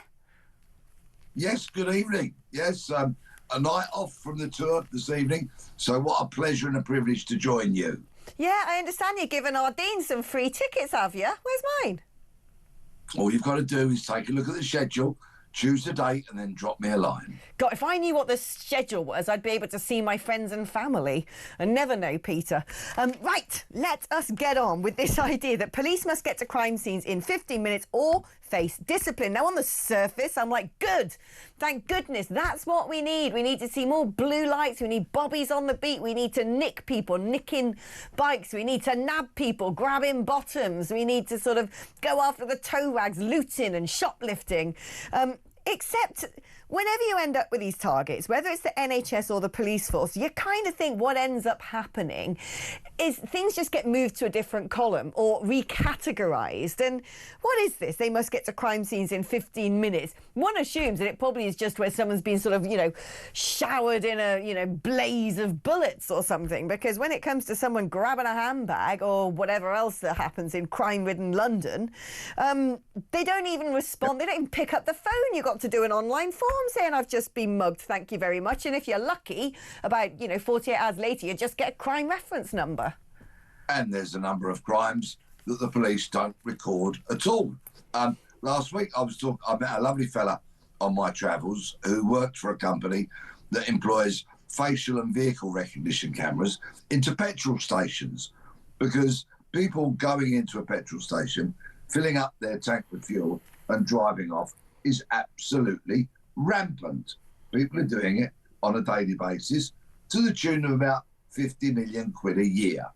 Wow. So, of course, the petrol stations, the forecourts, are installing this technology in an effort to prosecute people, because the police won't even record the crimes. So this doesn't feature on any of your British crime survey or police crime figures, because they simply don't record it. And there's other crimes as well. So really, crime stats unreliable. Now we've got yet another target for the police to hit. So they will have to prioritise that, because the Home Secretary says so. And you know what? When everything becomes a priority, nothing's a priority. I mean, what do you think the basics are that need to happen to policing? We're going to be talking about scrapping non-crime hate incidents after the next break. Thank goodness for that. They shouldn't even existed in the first place. The clue is in the word non, I might hasten to add. But we know that we live in, depending where you are in the country. If you're in London, it is lawless. I don't care about all the gaslighting, all the speeches that Sadiq Khan makes about it being a sort of multicultural utopia where everyone rubs along really happily, and this idea that there's more crime is bunkum. I mean, I got attacked really hard on social media for having the audacity to turn around and say my handbag just got snatched. Did it? You're lying. You made it up. People sort of prodding me to sort of put online my crime reference number and give them all the evidence. I'm like, no, it did. And yes, my phone did get, actually, they didn't manage to nick my phone, but they went after me trying to attack me for my phone as well. I was followed home by a creepy man chuntering in some foreign language. These things happened in the space of a year, and that's probably quite a decent record for the average Londoner. It's clearly no longer a high-trust society, particularly in our big urban conurbations. What can we do to somehow get this back under control? And on Friday, I'm sorry if this is turning into tales of my tour, but it's relevant because I'm getting a great insight into crime and policing the length and breadth of the country. On Friday, me and my wife going to Costa's in Scarborough, because I like a nice strong Costa coffee to fire me through the show in the evening. And of course, there we are, queuing dutifully, lawfully, whilst a woman in front of us fills her bag with food, takes the Costa staff tips bowl and starts picking out the most valuable coins. And just as I'm thinking about, right, I've got to do something here, the staff apprehended this woman. Okay, they took back the money that she'd stolen out of the tip bowl. They took back the bacon rolls, the sausage rolls, all of that she'd filled her bag with. And then they rewarded her with 2 pastries. What? I mean, you just despair. I mean, clearly, this woman might have very unfortunate circumstances, but rewarding the theft really does not go towards solving the problem. This nation and its senior police need to buckle up and grow a pair and suddenly realise what is important to the British public, what is important to the shopkeepers and us who go into the shops, because we all pay higher prices because of shoplifting. The streets are increasingly lawless. But none of this reform, and we've had nothing but police reform over the weekend and today, none of it will count for a carrot unless we get rid of the clowns who are running the policing show and have allowed the situation to get as appalling as it currently is. Can I ask you to do a bit of rogue reporting when the tour comes to London, Blex? And can you just get some sort of anecdotes? And what would be great is to sort of, from the stage, film a show of hands and sort of say to the audience who in the last year has personally experienced crime. Because I would love to see how many people put their hands up. Because everyone I speak to who lives in London has had something snatched or been threatened or, you know, observed something horrifying. So that'd be quite a sort of interesting moment to have on tape. Let's have a little listen to Ms Mahmood talking about neighbourhood policing. Frankly, what I would say to you, Laura, is we've had a broken model of policing in this country for decades. Most police chiefs that I talk to recognise that having 43 different forces that do everything 43 different ways, and some of those forces, like the Met, handle counter-terror policing, not for London, but for the entire country. So the Met has this issue where it's got this big national capability that distracts them away from doing policing for the rest of London. So the purpose of my reforms is to take all of those national responsibilities, take all of that into the national police service, so they do the things that have to be done at a national level, like counter-terror policing, like going after serious organised crime. And then you have regional forces that within them have local police areas whose one job and only job is to police their local areas and to deal with the everyday crime that we know breaks communities. I mean, it's a typical politician thing, isn't it? When something's going wrong, let's restructure it. What do you make of this idea of a new British FBI to fight serious crime, which will, in theory, according to Ms Mahmood, help local police tackle everyday offences? Well, this is very close to home for me because back in the day when I was serving, I started on the regional crime squad, which then had a huge reorganisation and became the South East Regional Crime Squad, which then had another major reorganisation and became the National Crime Squad, the sort of forerunner for the National Crime Agency. And just about all that changed was the boss's office and the headed notepaper. That's always the way, isn't it? It's always a way of restructure. It costs loads of money and it's just a sort of internal thing. But I mean, you know, I bring this up a heck of a lot on this show. I always talk about the Organised Crime Index. It's a snatchy little map, a brilliant thing. You go on, I think it's like Organised Crime Index, just Google it, go on the website, you open it up, there's a heat map, you can pick your country, and it details, because it's sort of a collection of data from the FBI, the CIA, Europol, Interpol, etc. And it details by nation the organised crime. And the UK, like a lot of other countries, but the UK, almost all of the organised crime is perpetrated by foreign gangs. That the Albanians have consolidated most of the underworld drugs that they run, all the people trafficking and the pop-up brothels. The Turks are a little bit in there, but the Albanians are scary, so have scared a lot of the Turks out. The Chinese are in there a little bit, the Vietnamese with their cannabis factories. But anyway, you look at it and you're like, this ain't Peaky Blinders. You know, this isn't sort of Billy and Mick and Paddy running this. These are people, we've imported criminality into this country, and surely the best place to begin with all of this is to stop allowing people to come into this country who haven't got proper serious jobs. And when I say proper serious jobs, I mean grey-collar jobs, because a lot of people seem to be wandering in with the express purpose of pillaging, of looting, of running crime gangs, selling drugs, prostituting people. Of course. And to arrest these people, having gathered the necessary evidence to ensure that they will go to court and be convicted, requires smart, dedicated detectives with a lot of resources. What you have to do, you've got to bug their phones, you've got to hack into their laptops, you've got to bug their premises, you've sometimes got to deploy undercover cops, carry out surveillance, covert surveillance, a very highly skilled job, and much, much more. And in order to do that, it's very resource heavy. There is almost only so much workload that these specialists can take on board. So what Shabana Mahmood needs to realise is that when it comes to policing and capturing the very, very baddest of those organised criminals out there. Talk's cheap, but policing's expensive. Policing is expensive, and they've only ever got money down the back of the sofa for their weird hobby horses like net zero, never the stuff that the nation actually needs.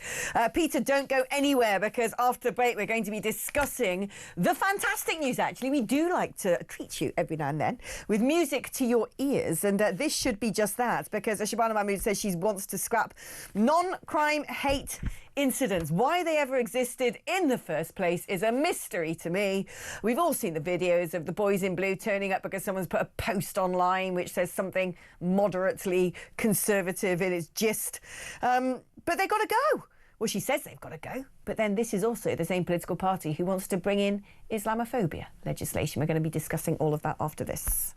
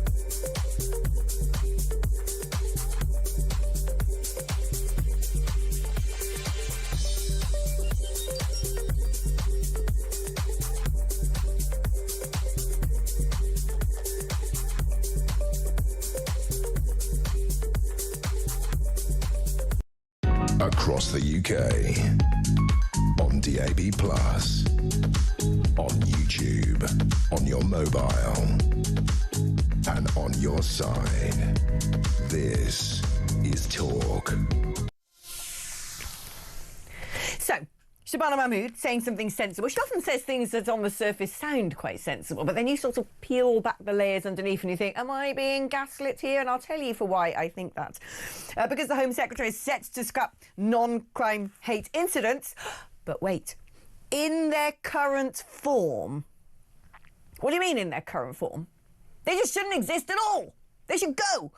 And then she says they've distracted the police from fighting everyday crime. She wants officers to focus on catching criminals. And to quote Shabana Mahmood, I don't want them to be policing perfectly legal tweets. Remember that. Perfectly legal tweets. I want to make sure they're focused on the day job. So what are illegal tweets? What are the tweets that aren't legal? Because we saw a lot of people banged up in prison under her government for writing things online. We're one of the worst in the world now for putting people in the nick for saying stuff on social media. So what are perfectly legal tweets and what are illegal tweets? That's what I want to know. Oh, let's see if Peter Blexley's got any idea. Peter, yes. They're going to scrap non-crime hate incidents in their current form. So what is this transmogrified metamorphosis of a non-crime hate incident going to become? Are they going to take on a whole new sort of form that we're going, oh, yeah, there we are, we get it now? Well, we will have to wait and see.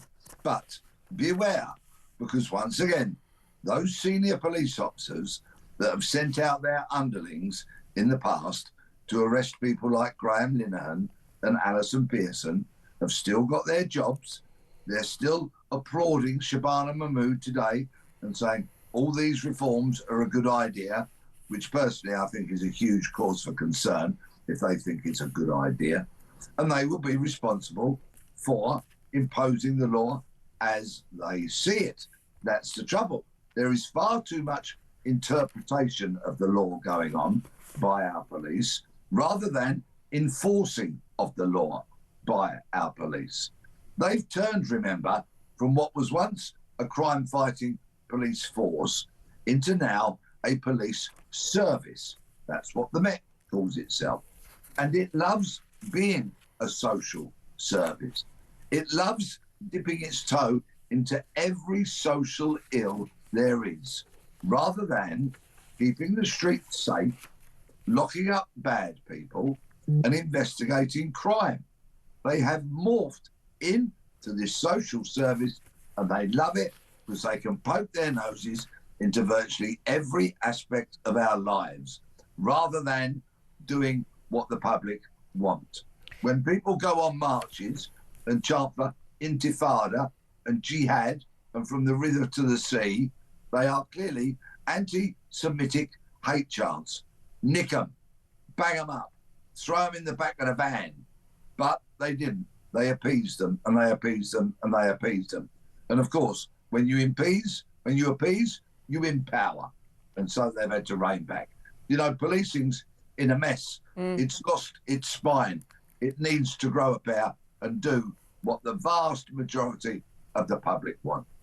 I mean, the story about the West Midlands police force stemming back to the blocking of the Maccabi Tel Aviv football fans coming to watch the game against Aston Villa, the more that we learn about that, the fact that we now know essentially that local clerics had basically said to the police chief, who they helped to appoint because they sat on the board, if those fans come here, our guys are going to come out and attack them. Yeah. And then the police went, oh, well, they better not come then. Oh, and meanwhile, let's pretend they're the hooligans. I mean, it's not just a little bit of being a bit cowardly and two-tier policing and, well, we should let these people off these petty crimes to maintain community relations. You've actually got coordinated thugs wanting to begin a pogrom, telling the police what they can and can't do, for crying out loud. It is terrifying. They bowed down, the West Midlands Police bowed down in front of a Muslim hate mob. They caved in to the tyranny of mob rule, whereas what they really should have done is, OK, where are these people who are arming themselves, who are looking to go out on the streets and create bloodshed? Because we'll find them, we'll identify them and their weapons, and we will arrest them. But no, they cowardly caved in. And there's other such cowards in very senior policing roles the length and breadth of the country. UKIP wanted to have a march in Whitechapel at the weekend in a heavily Muslim populated area. They were not allowed to do that. Once again, these who shout loudest get their way. The Muslim mob wins the day. What do you make of this story about paedophiles dodging jail? Nearly 13,000 paedophiles who hoarded child abuse images have avoided jail in the past 5 years. Only 2,910 of the 15,867 child sex offenders convicted since mid-2020 were immediately sent to prison, which is a lockup rate of 18%. Now, I remember, I can't remember who it was I was having a conversation with, but someone said to me something along the lines of, in fact, there are so many paedophiles that if we were to send all of these people to prison, we just don't remotely have the prison estate to accommodate them. And yet specialist sex offence lawyer Marcus Johnston told the Sun newspaper Britain is going to become a playground for sex offenders because people will become aware that if they're caught in the UK, nothing really happens to them. I completely agree with him. What everybody needs to realise, please, is that behind every indecent image there is a child who has been exploited, a child who is a victim of vile, foul, disgusting sex abuse. When it comes to Category A images, I hope that most of the audience never have the misfortune to view them, because they are utterly, utterly ghastly. The type that Hugh Edwards had on his phone, and he avoided jail. But while I've been talking at some length this evening about idiot police chiefs, there was a chief constable called Simon Bailey, who a few years ago went public and said, don't send all paedophiles to jail. He's now heading up Operation Hydrant, a child sex abuse national investigation. So this is the type of people you have in charge. We need more prisons. We need deterrence. These people are revolting. They are largely incurable of their pathetic and disgusting desires. They need to be locked away from the rest of us, and particularly from children. Well, there you go. I couldn't have put it better myself. The inimitable, the brilliant, the much adored, especially to this audience, Peter Bleksley. Arise, Sir Peter. Dean and I were just discussing, actually, that you need to be made a knight of the realm. Accept it, thank you very much. But I'd go in the Lords to shake things up a bit. Oh, I'd love that. Would you actually go into frontline politics? No. No, my family wouldn't want it, and I'm too busy on tour this year anyway. But we'll get this year out of the way, and then I'll consider what I'm going to do next with my life. I think you'd suit a little bit of ermine, you know. I think you'd look well swag in some furry business. I wouldn't wear it. I'd refuse to wear it because it's a waste of money. You see, I'm all about the public purse. Why do you need to dress up to go into the House of Lords? Why do you need to spend all that money on having some robe made? No, I'll just wear my suit. I've got my suits. I buy my own suits. Nobody buys my own suits. I walk in a shirt and tie. I'll be, tidy and respectful and smart. I don't need to dress up. Oh, look at you. A breath of fresh air, as many people listening to this will be saying to one another. Blex, love you to bits. Let's go out for a cider soon, because it's been a long time since we've done that. Indeed. Bye-bye, my darling. Speak to you shortly. All right, OK, that brings us on to the next advert break. Let's read some of your messages first to inspire you to getting involved with the conversation tonight. Roger in Hounslow says, Alex, did you notice Sadiq Khan standing around in the background in the audience looking very pleased with himself? I reckon he will now chuck his hat into the ring to challenge the leadership. Heaven help us. Do you know what? I would pay good money for Sadiq Khan challenging the leadership. It'd get him out of our hair in London anyway. You couldn't have had a worse mayor, in my opinion. Gosh, imagine that. That would really be a battle of the Fabians. Alex, why was Jenrick branded a traitor and an opportunist for wanting to lead his party, but Burnham is regarded as a wronged saviour? Isn't he looking about for his ambition, says Barbara in London. This is what I'm talking about. When it goes, it's always like this, the two-tier media analysis. The King of the North. Who came up with that moniker, King of the North? He can do no wrong. Look at him, the Golden Prince, come to save the country. Why should he not be allowed to try and topple the Prime Minister and just wantonly give up his elected role in order to do so? No, he's wonderful. I feel like I'm the only person who thinks that that's a little bit venal, quite frankly. I don't care how nice he is. I just don't think that's cricket. And I do make a distinction, actually, between a defection and that. Because if you're defecting, you're still going to be the MP for where you were elected. And particularly if you're defecting from the Conservatives to Reform, it wouldn't surprise me, quite frankly, if a lot of people who voted you in there in the first place are probably not going to mind too much. Should Reform have maintained the policy of putting all the defections to a by-election? Well, some might say that costs the public purse quite a lot of money. But there's a difference to defecting, to actually just giving up a very high-profile elected role. Do you know what I mean? He's not like, a village councillor. He's the mayor of Greater Manchester. You just don't want to do that anymore because I want to try and topple the Prime Minister.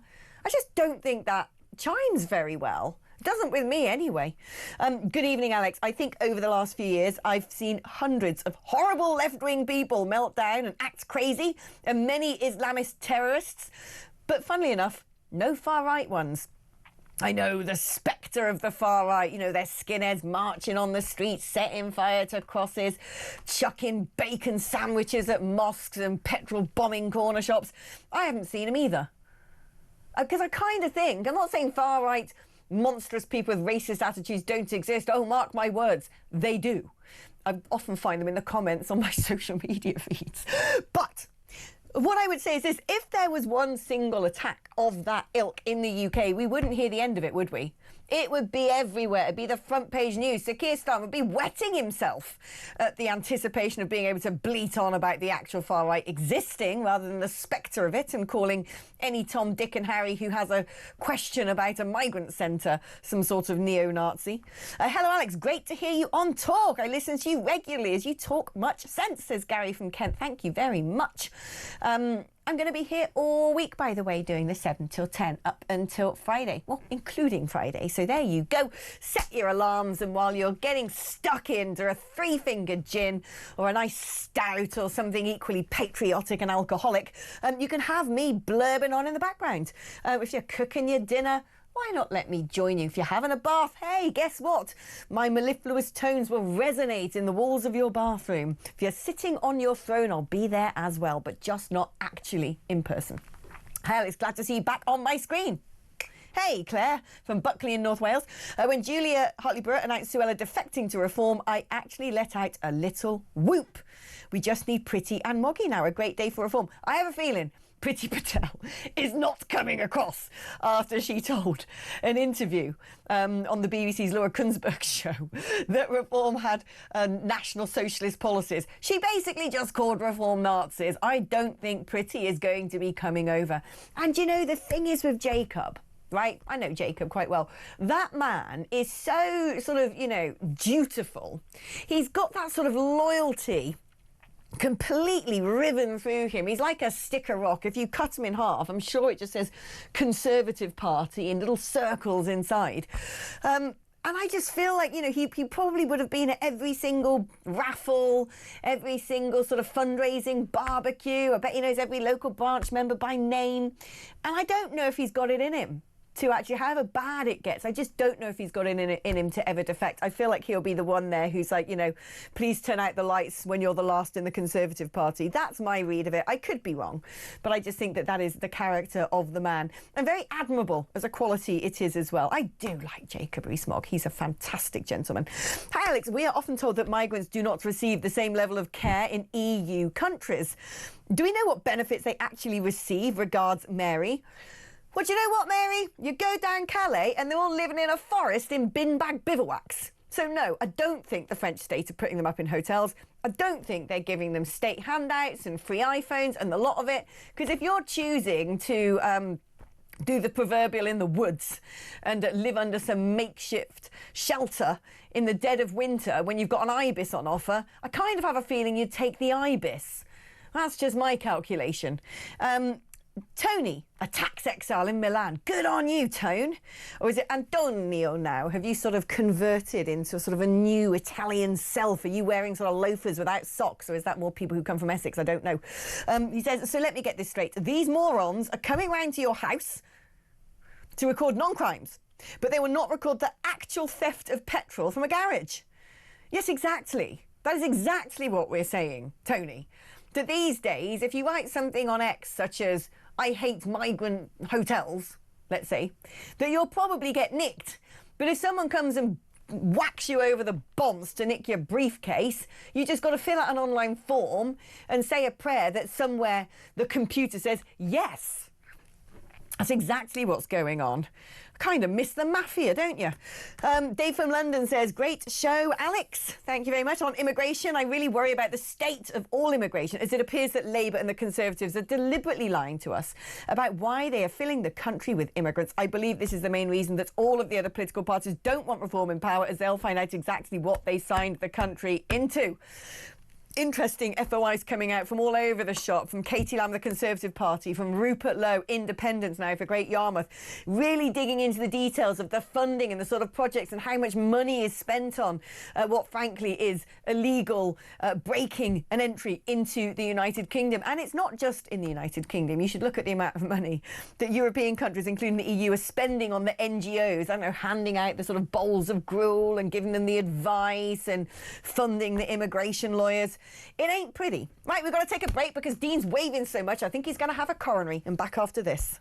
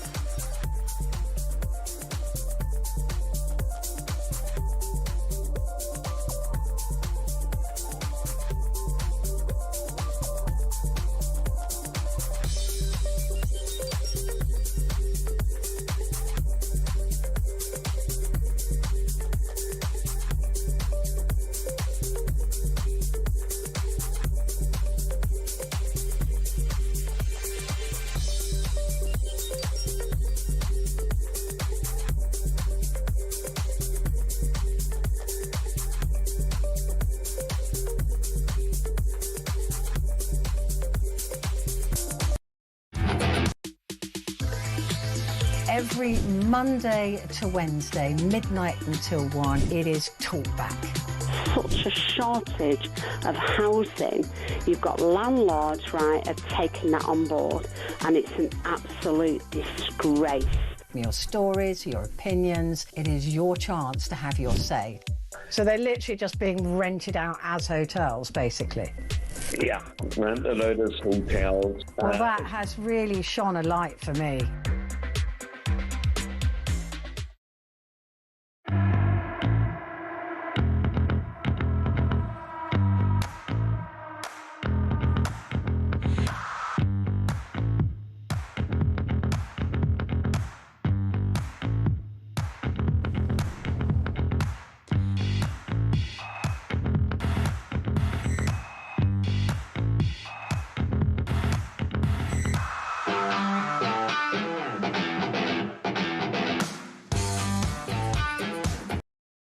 Across the UK, on DAB+, on YouTube, on your mobile, and on your side.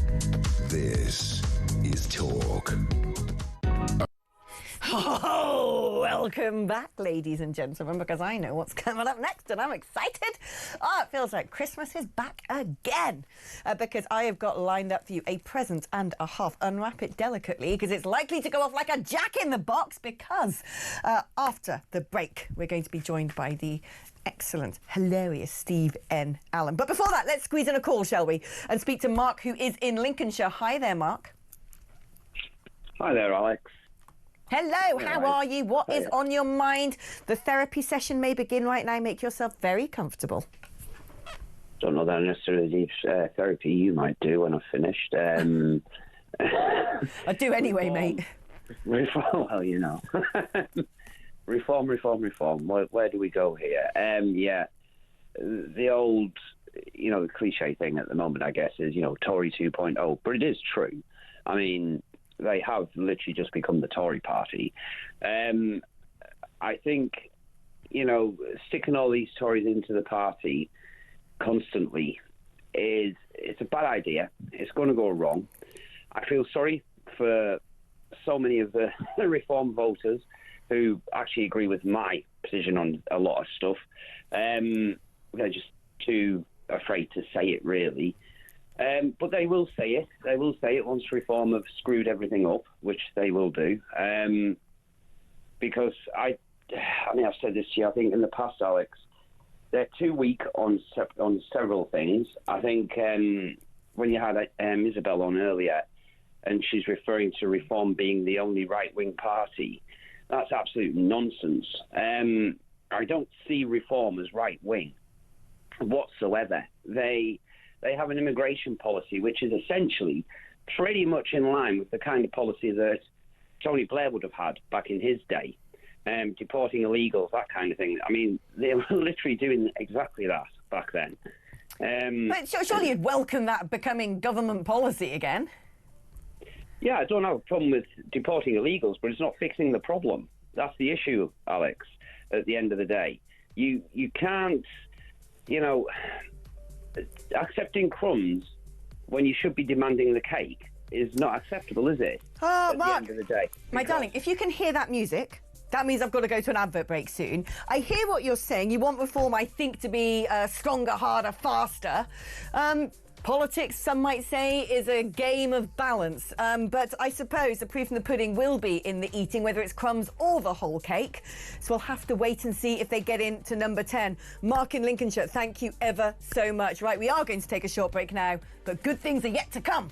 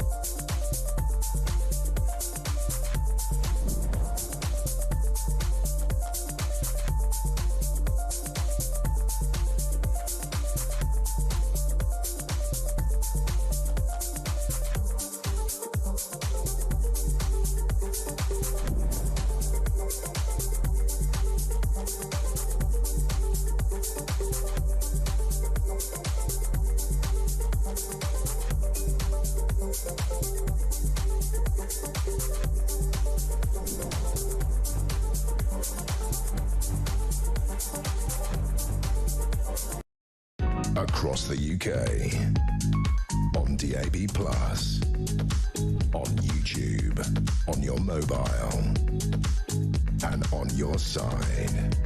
This is Talk.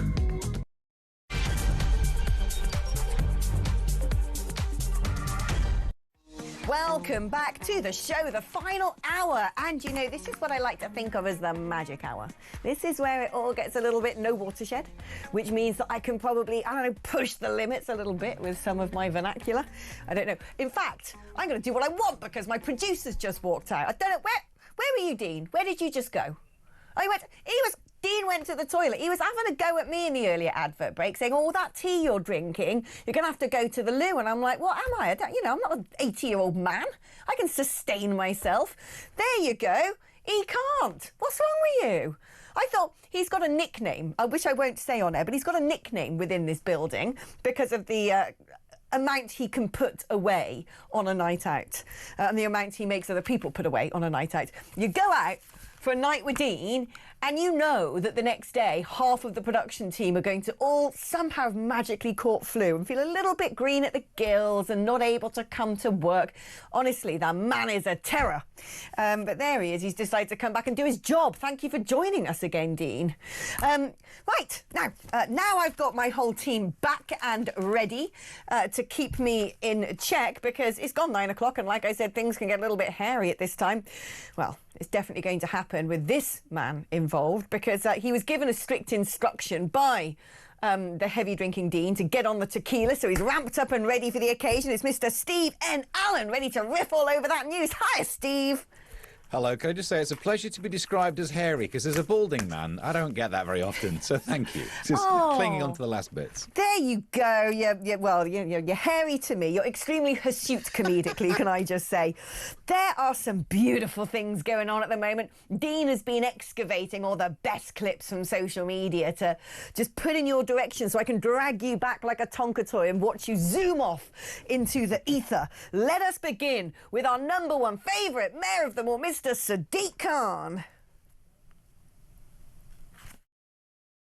My name is Sadiq Khan. I'm the Mayor of London and a proud Fabian.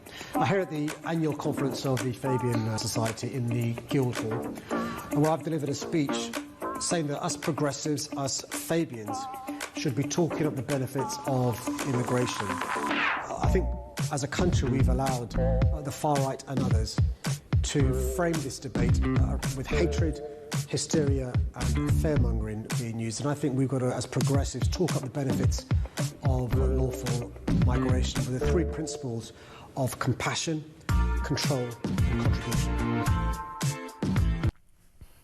I love the idea that you can sort of like call everyone a Nazi with some like fun little lounge music in the background. There you go, a proud Fabian as well, Steve. What did you make of that? Yeah, that's what Churchill did wrong. Not enough like grooves in the background. That's what's wrong with calling out the Nazis that way. There's so much in this video. I feel sorry for anyone who's not on the YouTube stream. If you're just listening, you missed the treat of seeing Sadiq Khan behind the lectern giving a speech, and his little chin is just about where the microphone is, isn't it? I love it whenever these short politicians have to do speeches. It really gives away what they're dealing with. They could have given him a little box to stand on. I'm sure that would have been allowed. It's amazing. He talks about the far right have framed this with hatred, while what he's doing is framing. I hate to get all technical on you, all NLP about this, but he's framing the argument from the other side as hatred. So it doesn't matter what's been said. He must be in the right because the opposite side is hatred. It's a crafty one, isn't it? It just basically means he doesn't have to partake in any discussion, any argument, and that's his thing, isn't it? You see the discussions whenever they're talking about gangs, and he always says, instead of engaging in the debate, he goes, "Oh, what kind of gangs do you mean? Say a word I could be offended by, and then I'll be offended, and then I win, because that's the world we live in these days." That is so true. And do you know what really gets my goat? It's something that I keep hearing the Labour Party say is, because it's the right thing to do. I'm like, according to who?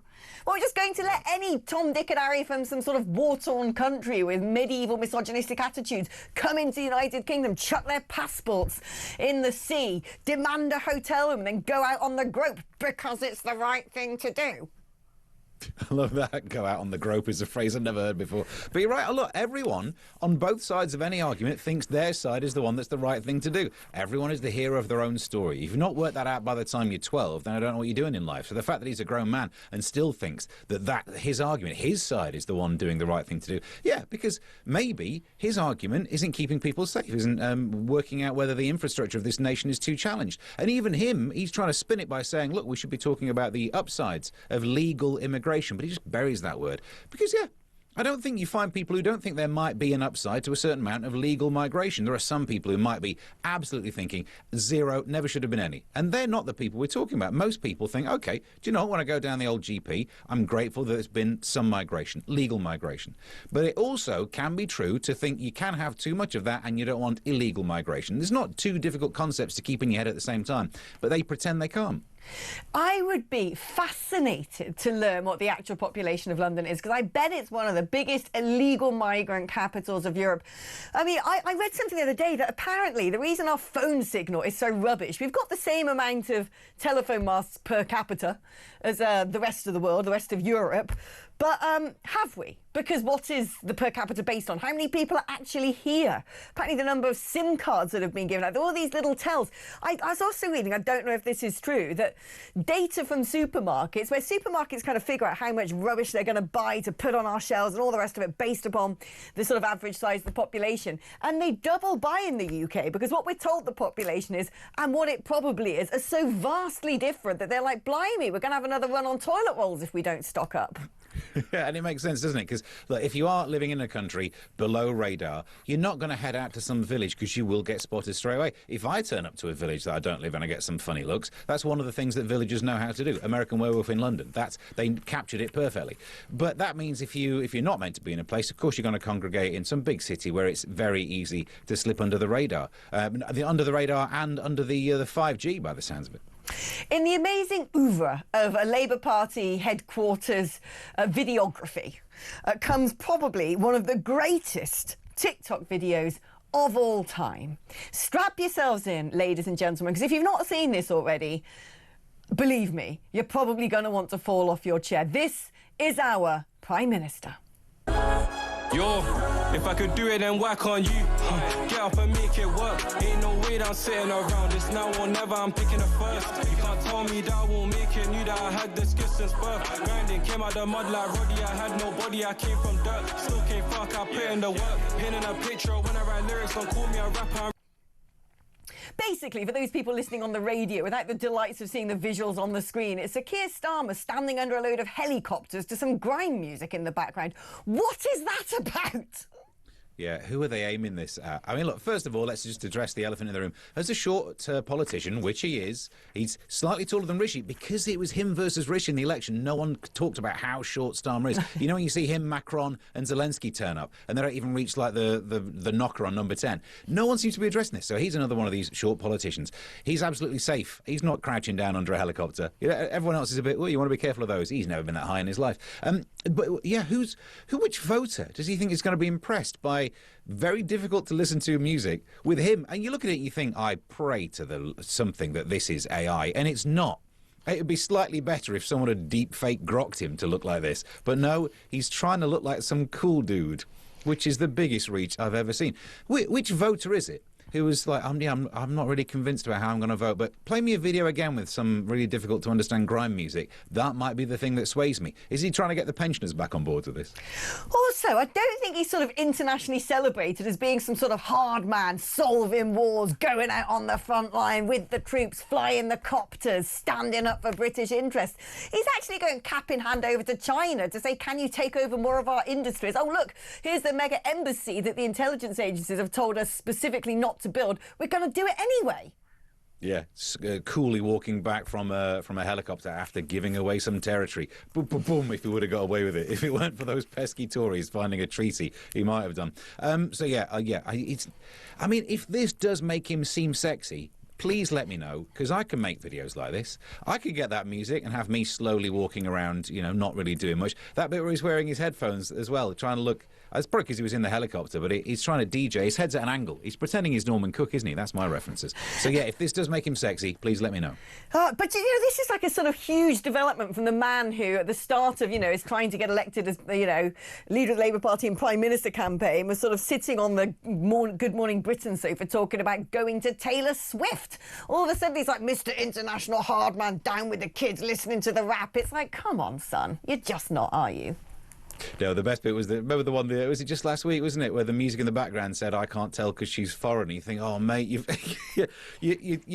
living back up to your island of strangers vibes, but you have to retreat on that one. They've got no clue what they're doing. I don't know which intern is in charge of making these videos, but it's not going to work. It almost makes me think there's some big recruitment of Tories or maybe reform interns that they've got together. They've sent into Labour HQ just to try and convince them that this is a good idea. Put some drill music. Have someone talking about some crimes they did in some area of London while Keir Starmer sits there and does paperwork in a video. That'll please them.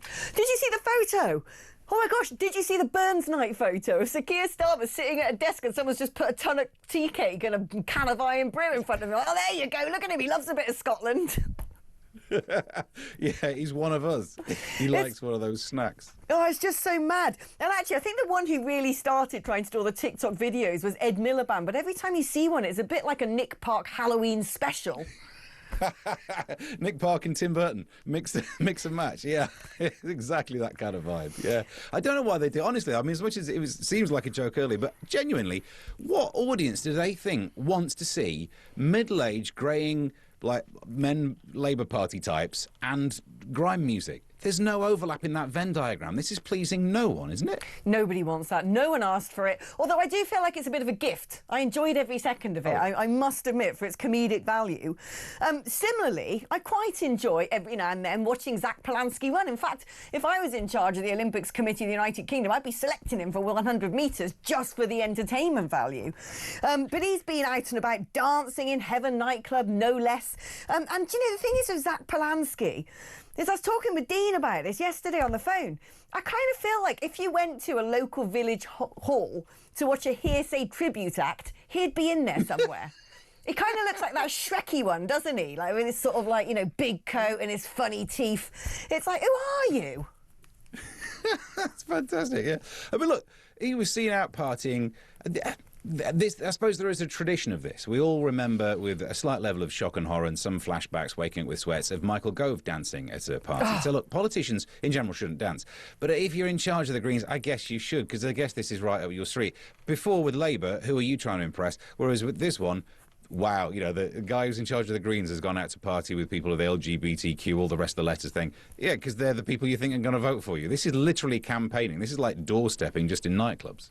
Oh, we've got to watch it now, haven't we? We've got to watch him getting his alphabet dance moves on. Here he is. Hit it up, Polanski. Are we ready to take on power and wealth? Are we ready to get our country back?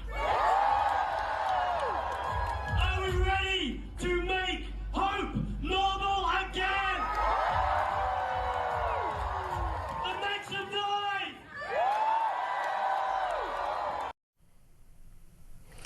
Oh, do you know what? We didn't actually get to watch him dancing. We did get to watch him dressed in some sort of, children's entertainer jumper and saying that he wants to attack wealth. I mean, yes, that pretty much sums up the Green Party. Let's go after the wealth. We don't like wealth in this country.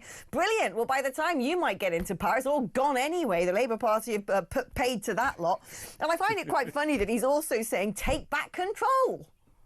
Yes, interesting, isn't it? I mean, all the things he said. If you were seeing it written down in a newspaper rather than shouted out loud in that jumper, you could give a different spin on it. He first said, are you ready to take on wealth and power? I am, if you'd like to give me some. I would love some wealth and power. Actually, I'm like taking on water. I will take on some of that.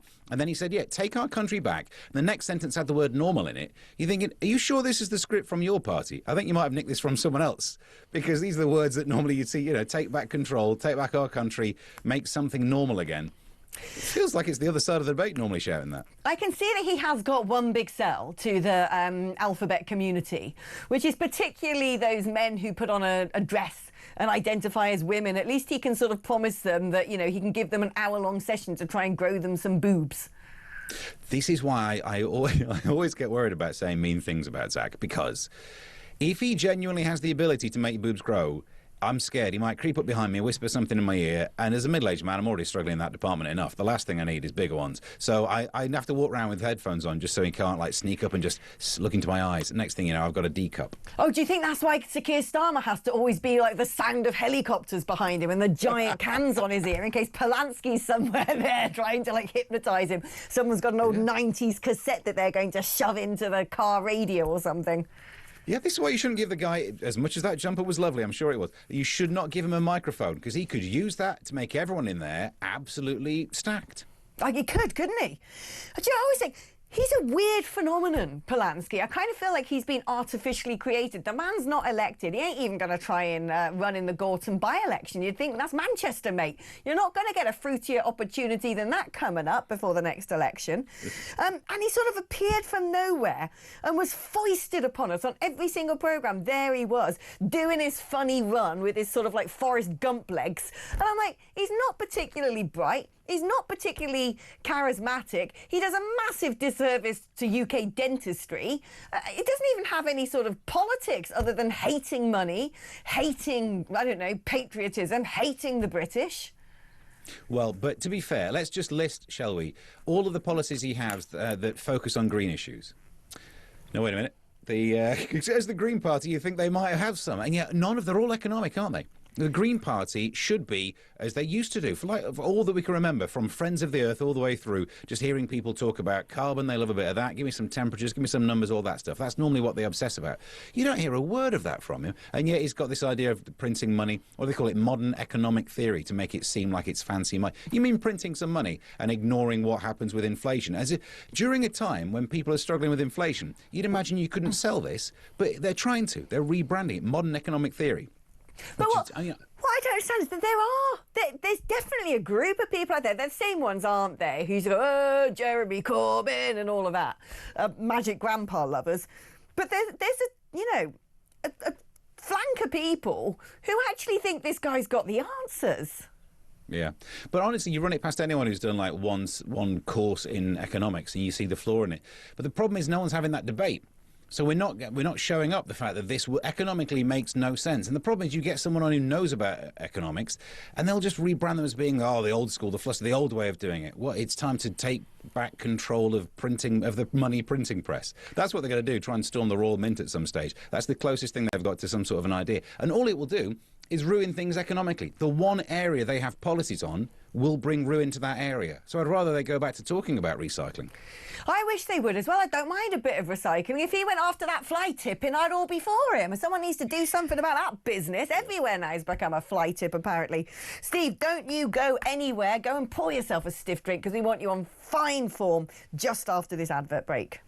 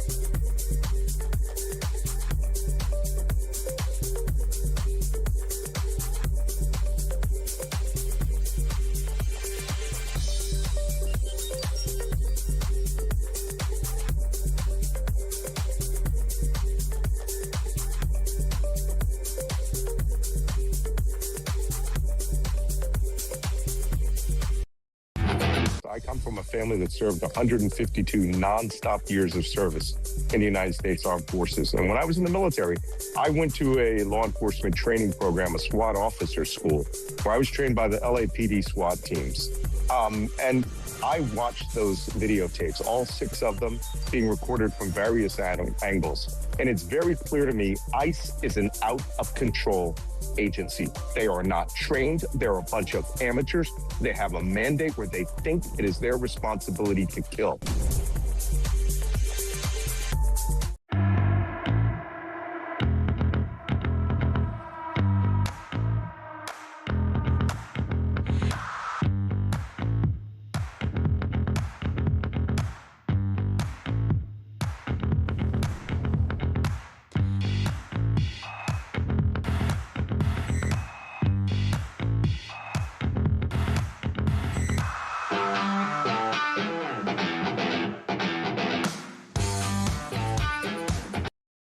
Across the UK. On DAB+. On YouTube. On your mobile. And on your side. This is Talk. Oh, welcome back, and let's bring Steve back in, shall we? How cross-eyed are you? Did you go and get that drink I recommended? No, do you know what? Because I don't want to be. I've got to be on shape to actually work out the state of this nation. I'm a little bit worried if I have a good night off. The next thing you know, we'll wake up and we'll be in some sort of hellscape. I have a feeling you're probably going to think you've necked a few too many tequilas after I tell you about this story, because, you know, we've been through the everything's racist period, haven't we? You know, the countryside, that's a bit racist. I was watching the other day and someone said that the healthy eating pyramid was racist. I think it was in the Welsh Assembly. It's like, well, you know, all those ethnic minorities, they love a bit of rice, they do. That pyramid don't suit them. It's just like, oh my God, everything is racist. But not only is it enough for everything to be racist, everyone now has to be black. The people who built Stonehenge, they were black. And now it turns out, and this is actually one of my favourite stretches of all time, this is absolutely hilarious, that apparently not only was Shakespeare black, he was also Jewish, he was also a woman. I mean, we actually knew that Shakespeare was a bisexual. I've studied Shakespeare, and, you know, at least he ticks the LGBTQ box. But what we're going to find out is a paraplegic next as well. I mean, for crying out loud. This is a story by some woman who's written a book saying that he was actually a historical figure called Emilia Bassano, based upon, as far as I can tell, reading all of this, apropos of absolutely nothing. And the fact that Shakespeare became so famous for, I don't know, being the bard was because that they all loved the idea of white genius and didn't like Bassano's identity as a black female playwright. This was blimmin' Tudor England, for crying out loud. I don't think they were sitting there doing the whole DEI stuff. It is so good. So look, as a bald man from the Midlands, he's my guy, right? It's the category that I belong to. So what I love about this story is, right, if you try and unpick it and go, okay, what's your evidence for this? What evidence are you making? The evidence that they're making is, well, if people didn't like it, then that would be racist. Wait a minute, that's just it's a circular argument, isn't it? This is racist because people didn't like it, and therefore that's racist, which proves the past was racist, and I'm right. There's no evidence for this at all. That somehow, and also what's really offensive is they say people can't work out why this poorly educated guy from the Midlands managed to write well. Oh, so we can have a go at the bad education, the class thing. This idiot, we shouldn't give any credit to this idiot who managed to do well, but clearly it must have been someone else, and he nicked all the work from it. There's nothing left. This is why we can't have nice things, isn't it? When they're coming for Shakespeare, they've reached the end of the game. It does feel like the end times of DEI, when you've suddenly got Shakespeare's actually a black Jewish woman. But you know what I find so astonishing about this is, I'm sorry, evidentially, there's stacks of it there. You know, we're not talking about some sort of time in sort of, you know, the 9th century BC that we're not quite sure where these magical sonnets came from. So, you know, historically they've been attributed to some white man.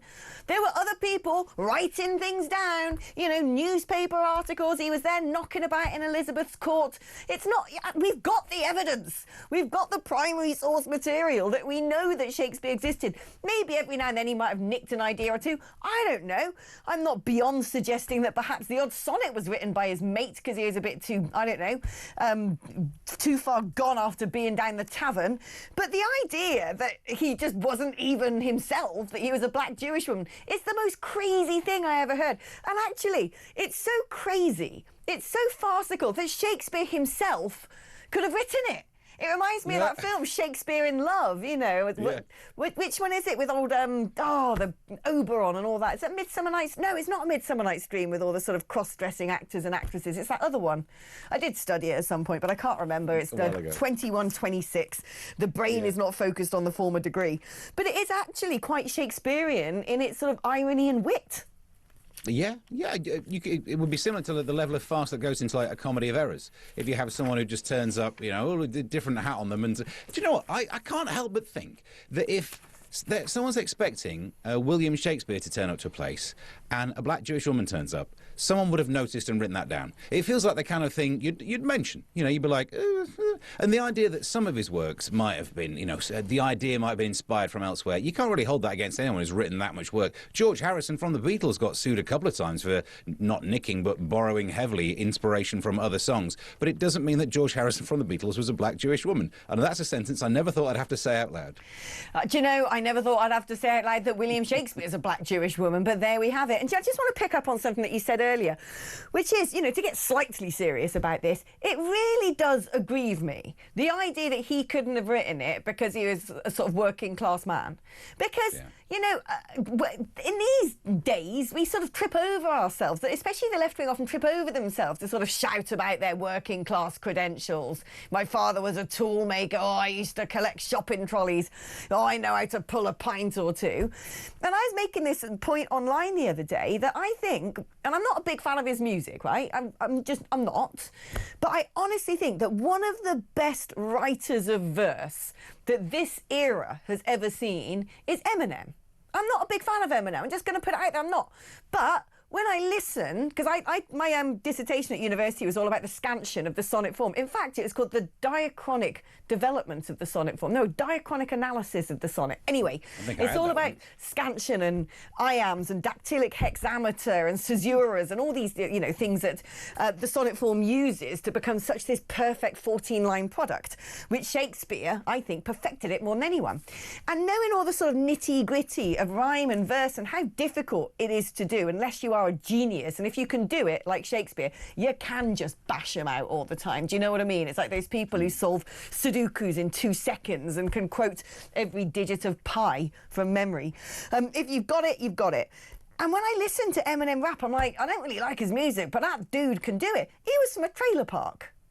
Yeah, it's a different part of the brain, isn't it? This is the people get confused where natural talent and practicing and education, those things, they're two separate things and they reinforce each other. But there are some people who, doesn't matter which schools they go to, will never be that good at writing poetry, and some people who are naturally gifted, and if they put effort into it, it becomes even better.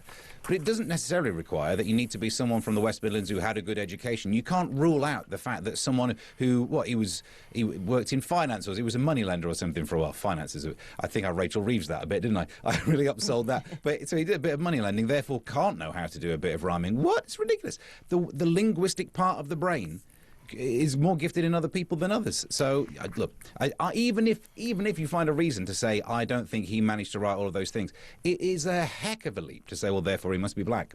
And why? Because if he was black, they would have buried it, wouldn't they? I mean, also, as someone who has heavily studied Shakespeare's sonnets in particular, the man would use something called inversion. He'd switch words around a bit like Yoda. He actually invented new words. He did the foreshortening of words. You know, when a poet comes with just a cheeky little sort of apostrophe in the middle of a word for air instead of forever. He did that all the time to make it fit the scansion. He was basically a rap artist. All these snobby people at universities who sort of say, oh, Shakespeare, blah, blah, blah. In his era, he was a proper sort of little, you know, scallywag, got the gift of the gab. He was the one who said, you know, when he had his plays put on in the Globe Theatre, I just want all the poor people to be able to come and they can just stand at the bottom of the floor. I mean, he was everything when it comes to a working class genius. And it really gets on my nerves that the excuse being used to turn him into a black woman is the fact that he wasn't rich or didn't go to a university. I find it deeply offensive. In his day, he was such a good rapper that Keir Starmer probably would have made a TikTok video with him as the music. Oh, absolutely. Starmer would have been all over that. A bit of green sleeves, a bit of, like, you know, lyrical badmanship with some Shakespeare sonnets in the background. Talking about offensive. Now, I can understand why, you know, you sort of say, well, that was acceptable in the 60s, but not so much now when it comes to certain elements of comedy. And, you know, even I find every now and then when you watch things, you just think, gosh, wow, we got away with a lot back then, didn't we?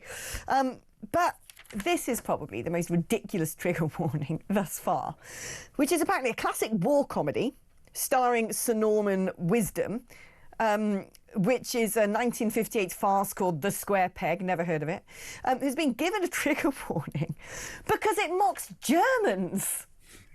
It's so good, isn't it? Now, firstly, any normal wisdom stuff, I remember watching it as a kid, all these things. I think I've watched The Square Peg. I saw some clips, and a lot of it's coming back to me, but it was a long time ago. I'm getting old now. These are some of the least offensive films you ever could be made, because back in those days, there was such restriction on what you could actually put in a film. So the idea of the only slightly rude thing is mocking Germans, saying that officers in the German army might be a bit pompous. If you need a trigger warning for that, firstly, why have we started defending Nazis? I used to know the way the world worked. The bad guys, you could have a go at those. But now you have to not say mean things about Nazis during the Second World War. OK, we really are in the end times, aren't we? But the idea that you need a trigger warning on it, when you start watching it and it's a black and white film, and you could, if you wanted to check, you could see what year it came out. If you don't understand that the year it came out might be the thing that dates it, could you get all of these trigger warnings that said it has outdated? You can work out what's outdated by knowing the year you're in now and the year something was made. Why do we have to then spell it to you again, just in case you might be offended on behalf of the Nazis during the Second World War? It's just mad. If you can't mock the Germans, pray tell, who on earth can you mock in this one? I'd love to know what some sort of person of this era would make of hello. Yes, true. Yeah, even that would have to have... And yet none of it was the meant to be damaging humour. None of this is vicious, is it? This is just, if you're really oversensitive, you might find a way, and I'm sure there's a lot of work that goes into it, you might find a way to be offended.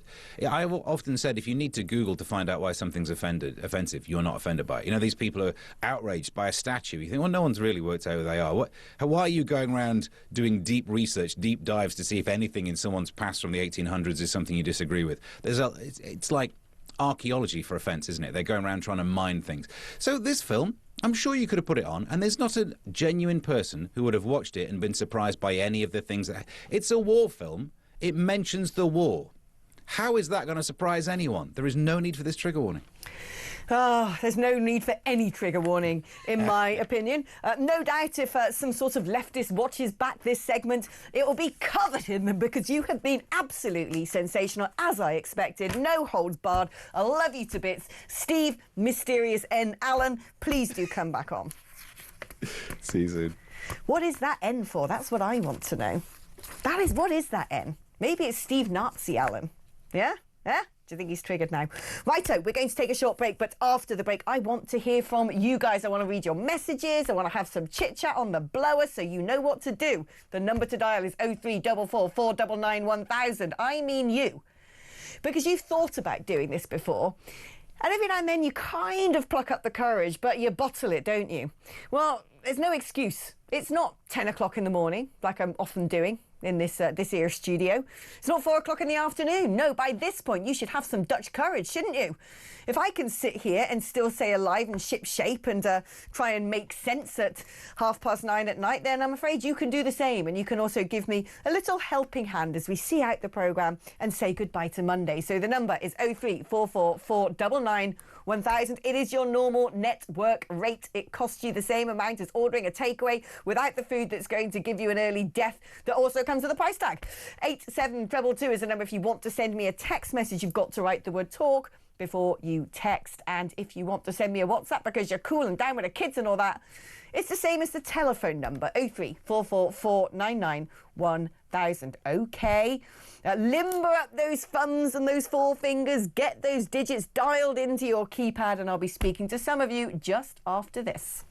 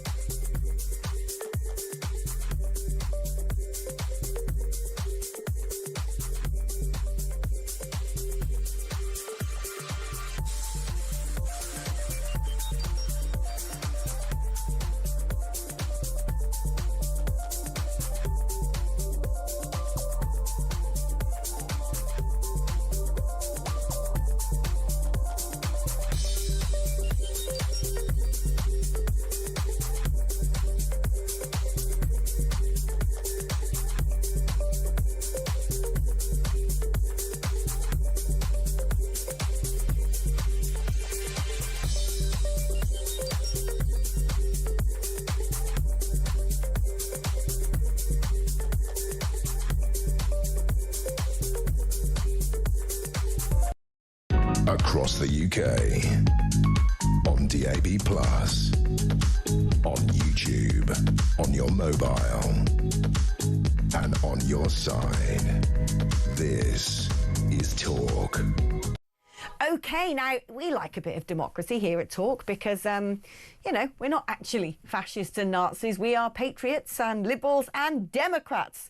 We don't cancel elections. We actively encourage them unless it's unnecessary by-elections of the Manchester mayor because someone wants to sort of steal the prime ministerial ship. But we like to sort of hand the floor over to you. The clue is in the title, Talk. That doesn't just mean me. We like to share the burden. We like to spread the joy. We like to give you an opportunity to have your thoughts read out or indeed for your mellifluous tones to echo throughout radios across the land. So that is what the next couple of segments are going to be all about, taking us all the way through to 10 o'clock. Let's do some messages first to sort of oil the machine and get you used to having your words read out on air and inspire some of you to do the same. Numbers on the screen, there you go. If you're watching on YouTube, I don't have to keep reading it out because it's there. And if you're listening on the radio, then, I don't know, stop the car and look at it on YouTube because I'm fed up with reading that number, quite frankly.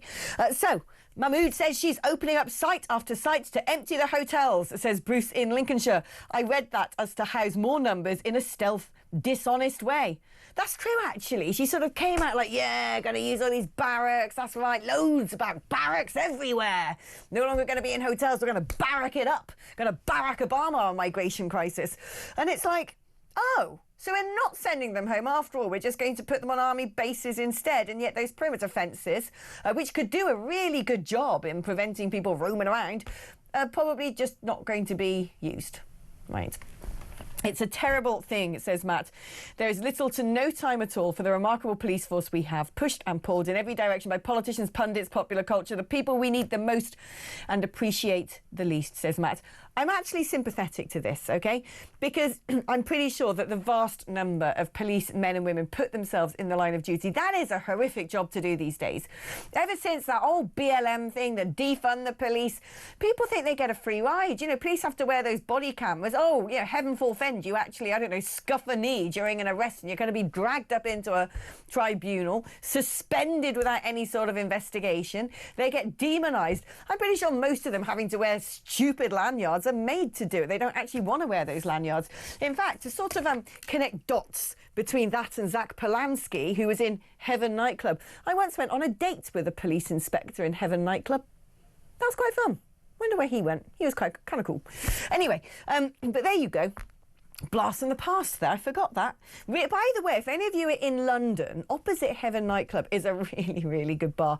It's where politicos always go. And but back in my sort of political aid days, you'd often find me in what's called the Players Bar. There's a guy who sits at the piano and people, it's like being at some sort of Irish wedding. People write down their song requests on a post-it note and whack it on the piano. And no one even cares what's on those post-it notes. There he is singing like R. Kelly, because he's not been cancelled yet, with everyone standing around swaying on a sticky floor, the drinks splashing all over the pianist's head, bellowing their lungs out.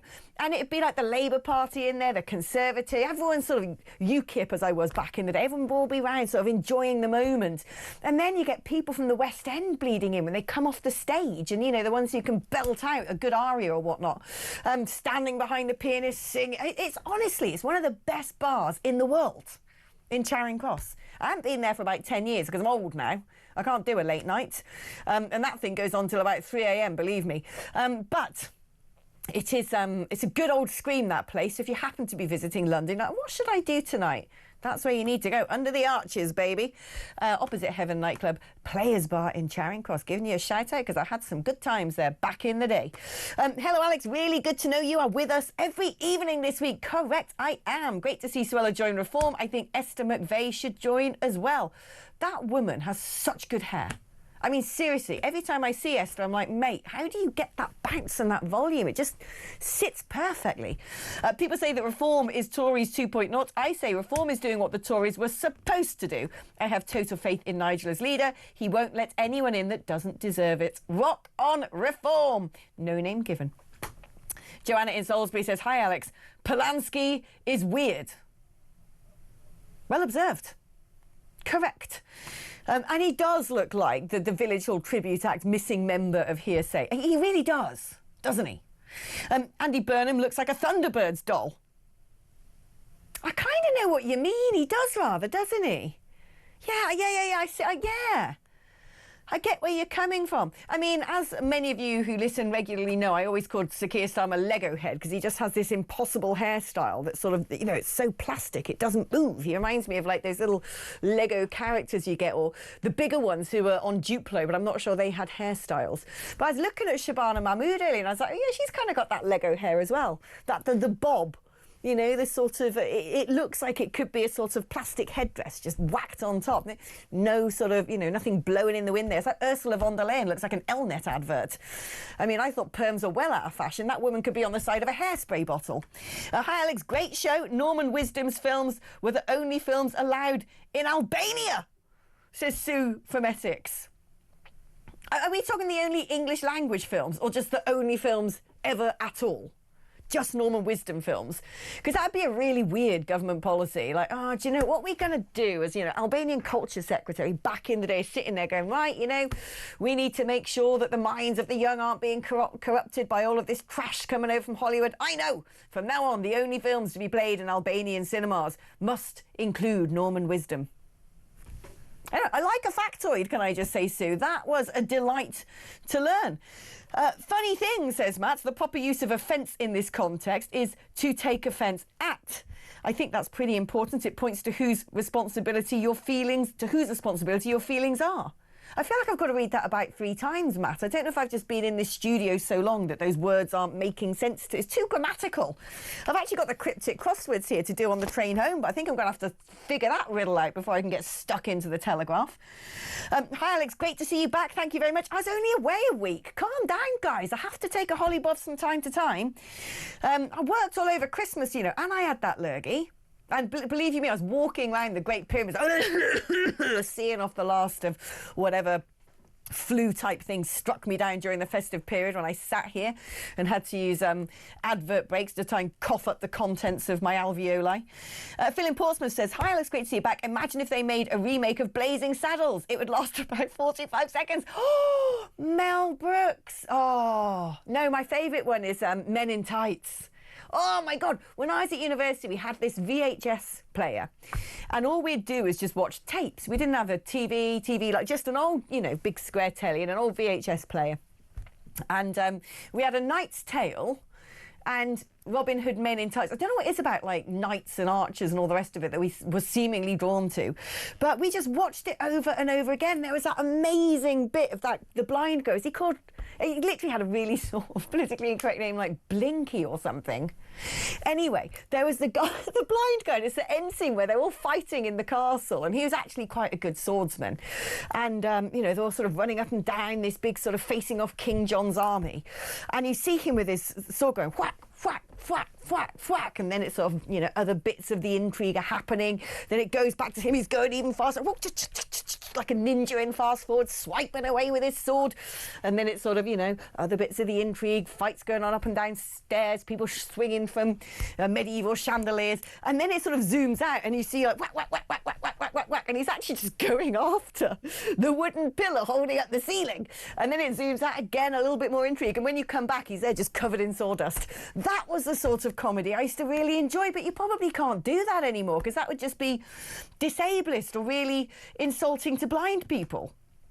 But I don't know, it was just funny, wasn't it? Patrick from Nottingham says, what's your secret? You're brilliantly bonkers and full of zest. I don't have any secrets. My secret is I don't have any. It just comes out the mouth without a filter. I actually need more secrets. I think I'm going to keep more secrets from now on. I just finished a 14-hour shift and completely knackered, eating my supper. You're inspiring and uplifting. Thank you for your enthusiasm. 3-fingered gin. Get on it. Hi, Alex. Who is actually issuing these trigger warnings for old films? Good question. Is there a department of offence in the government? Is it an actual person or a mysterious committee? It's all a bit weird, says David from Newcastle. I'll tell you what it is. It's the Rainbow Lanyard Yacht. Rainbow Lanyard Lot. Rainbow Lanyard Lot. That's really hard to say, my friends, especially when it's this part of the programme. But it's the DEI hires, isn't it? They've got to do something. They've got to sit there and go, oh, this might insult someone. My job is to look for things that are going to insult someone. Oh, Germans. There we go. That's what it is. It's that crew. People who just shouldn't have jobs at all. Imagine the money we could save. I feel the same way about PR. That's a fake job, isn't it? That's an industry that shouldn't exist. If there weren't PR departments, I don't know, chief execs would have to actually just answer a question. You're the chief exec. You're there for a reason. You're supposed to be bright and clever and know how your company works. So why is it that the plane crashed? Chief exec. You don't need someone called Natasha who's got some sort of NVQ sitting there and telling you you've got to call things problematic. It's such a stupid job. If there was no PR, the world would be so much better. People would just, I don't know, talk in normal words and tell people the truth. It's such a wasteful profession, if you could call it a profession. It actually is a profession because normal people can't talk in PR speak, can they? And do you know what? The one that really gets me is the word fostering. Oh, fostering inclusion. No! The only time I want people to use the word fostering is if they're fostering kids. Otherwise, I'm sorry, but you're probably a PR person. OK, right, let's speak to Simon in Cornwall and hope and pray that he's not a PR person, considering I've just slagged off an entire group of individuals. How are you doing, Simon? Yeah, you missed out that Farage. You never said anything about him. I can talk like him because I'm a bit ill. As you said, the lurgy. I got the lurgy, so I've got it, you know, I can... He's not very well, is he? Oh, has Nigel got the do you know what? I actually saw him before I went to Egypt. We had a lunch together and he was... oh, no, I've got to keep secrets. Oh, see, I told you I'm not good at this. Nigel from school. We had a chap in assembly called Nigel Heath, and he fainted and he got this great big fart and everybody... Well, we couldn't... It was ridiculous. So hold on. This is going in a brand new direction to anything we've yet to cover on this show, which is you went to school with someone called Nigel, who's not Nigel Farage, who fainted at school and in the process of losing consciousness expelled such a vast gust of wind that the entire assembly delighted in it. He's gone! I don't know what that was. I don't know what we were getting into then. I was gripped by that conversation. I was like, where is this? This is testing my journalistic skills, having to talk about passing wind on air. In fact, Alex is not very good at keeping secrets, but Dean knows what I did during an advert break because I happened to down a can of Coke Zero. And it's a good job that the brilliant tech op, Sam, was being kind to me because he could have put me back on air making a noise that only comes from the bowels of the beast in the sort of seventh circle of hell. I surprised myself, quite frankly, at my performance at that moment during the advert break, but that's what happens when you've only got about 45 seconds to drink and you're dehydrated because you had a sausage from the canteen earlier and you've been chatting away like this in an air-conditioned room and you've got to get the fluids down you quickly and those fluids are carbonated, and believe me, sometimes you're faced with these challenges as a broadcaster. We got a button that says cough.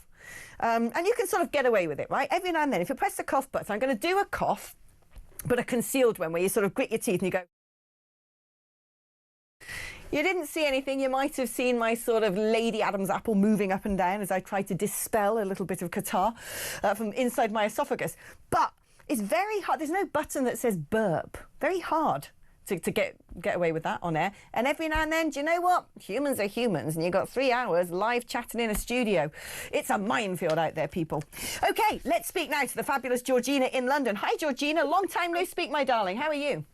I'm fine, my darling. I got a broken toe. I was running to answer the phone to Kevin the other night, hit my toe on the bedpost and broke my toe. So which one? Was it big one or little one or something in the middle? The little one, the worst one to do. Well, I'm ringing Alex about Zach Polanski. I mean, I watched Zach Polanski canvassing for voters at Heaven nightclub, and I thought it was quite amusing. And if that's his thing, then let him crack on, each to his own. But Keir Starmer's rap video takes a lot of beating in my book. My issue being that if Keir Starmer wants to indoctrinate our youngsters by putting this piffle on social media, and by youngsters I mean our 16-year-olds, impressing them with his hippity-hop rap tough guy videos, and I say that... I know what you're going to say here. I know where this is leading. I think it's going to be a very good point. Well, wouldn't banning social media for the under-16s be cutting his nose off to spite his face, since he would be alienating his prospective newfound voters? See? There you go. bang on, nail head, bam, the Georgina hammer struck gold. That was absolutely sensational. You're absolutely right on that. And plus it's on TikTok, which TikTok's now banned inside Parliament, I believe, because of all the sort of Chinese psyop potential of it, the fact that it can link up to all of your different apps and sort of guts your phone of information. But don't you worry. Don't you? We've got the mega embassy now, and he's off to sort of kowtow and tug his forelock at President Xi this week. I can't wait to see what he comes back with. But yeah, I mean, it's crazy. To be honest, I tell you who that video appeals to. That video, Georgina, appeals to the likes of me and you because it's hilarious. It's hilarious. Well, I thought he was doing a promotion for the new James Bond film. Honestly, I've not laughed so much in my life. He looks like a fish out of water. And honestly, his eyes were like saucers. They were like dinner plates. I've never seen anyone look so uncomfortable in a helicopter. Alex, it was laughable. The man is a walking embarrassment for this country. And the sooner Nigel gets in number 10, my God, my darling, the sooner I like it. I'm just thinking, of all the decades I've known Nigel, whether I've ever seen that man dance. I've seen him carried out of a bar, basically on a chair, singing old songs. That was a long time ago now. I've seen him sort of do all this at the rallies. I don't think I've ever seen him dance. I think he's too sensible. You know, Theresa May, remember the Maybot? That was a thing, wasn't it? That was a weird moment. But no, just people shouldn't dance. Just stop dancing. Apart from Donald Trump. I do love the Trump dance. Everyone loves the Trump dance. It's a vibe, right? Anyway, on that note, Dean is making signs at me through the glass, which means I've got to go to an advert break. Thank you ever so much to Georgina. More calls and messages just after this.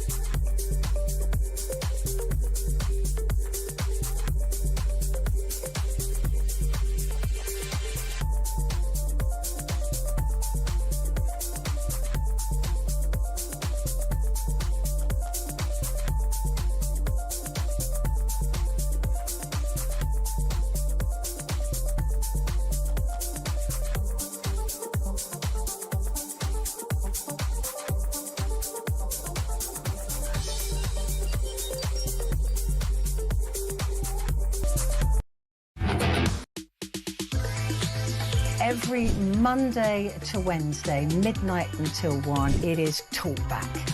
Such a shortage of housing. You've got landlords, right, have taken that on board, and it's an absolute disgrace. Your stories, your opinions, it is your chance to have your say. So they're literally just being rented out as hotels, basically. Yeah, rent a load of hotels. Well, that has really shone a light for me.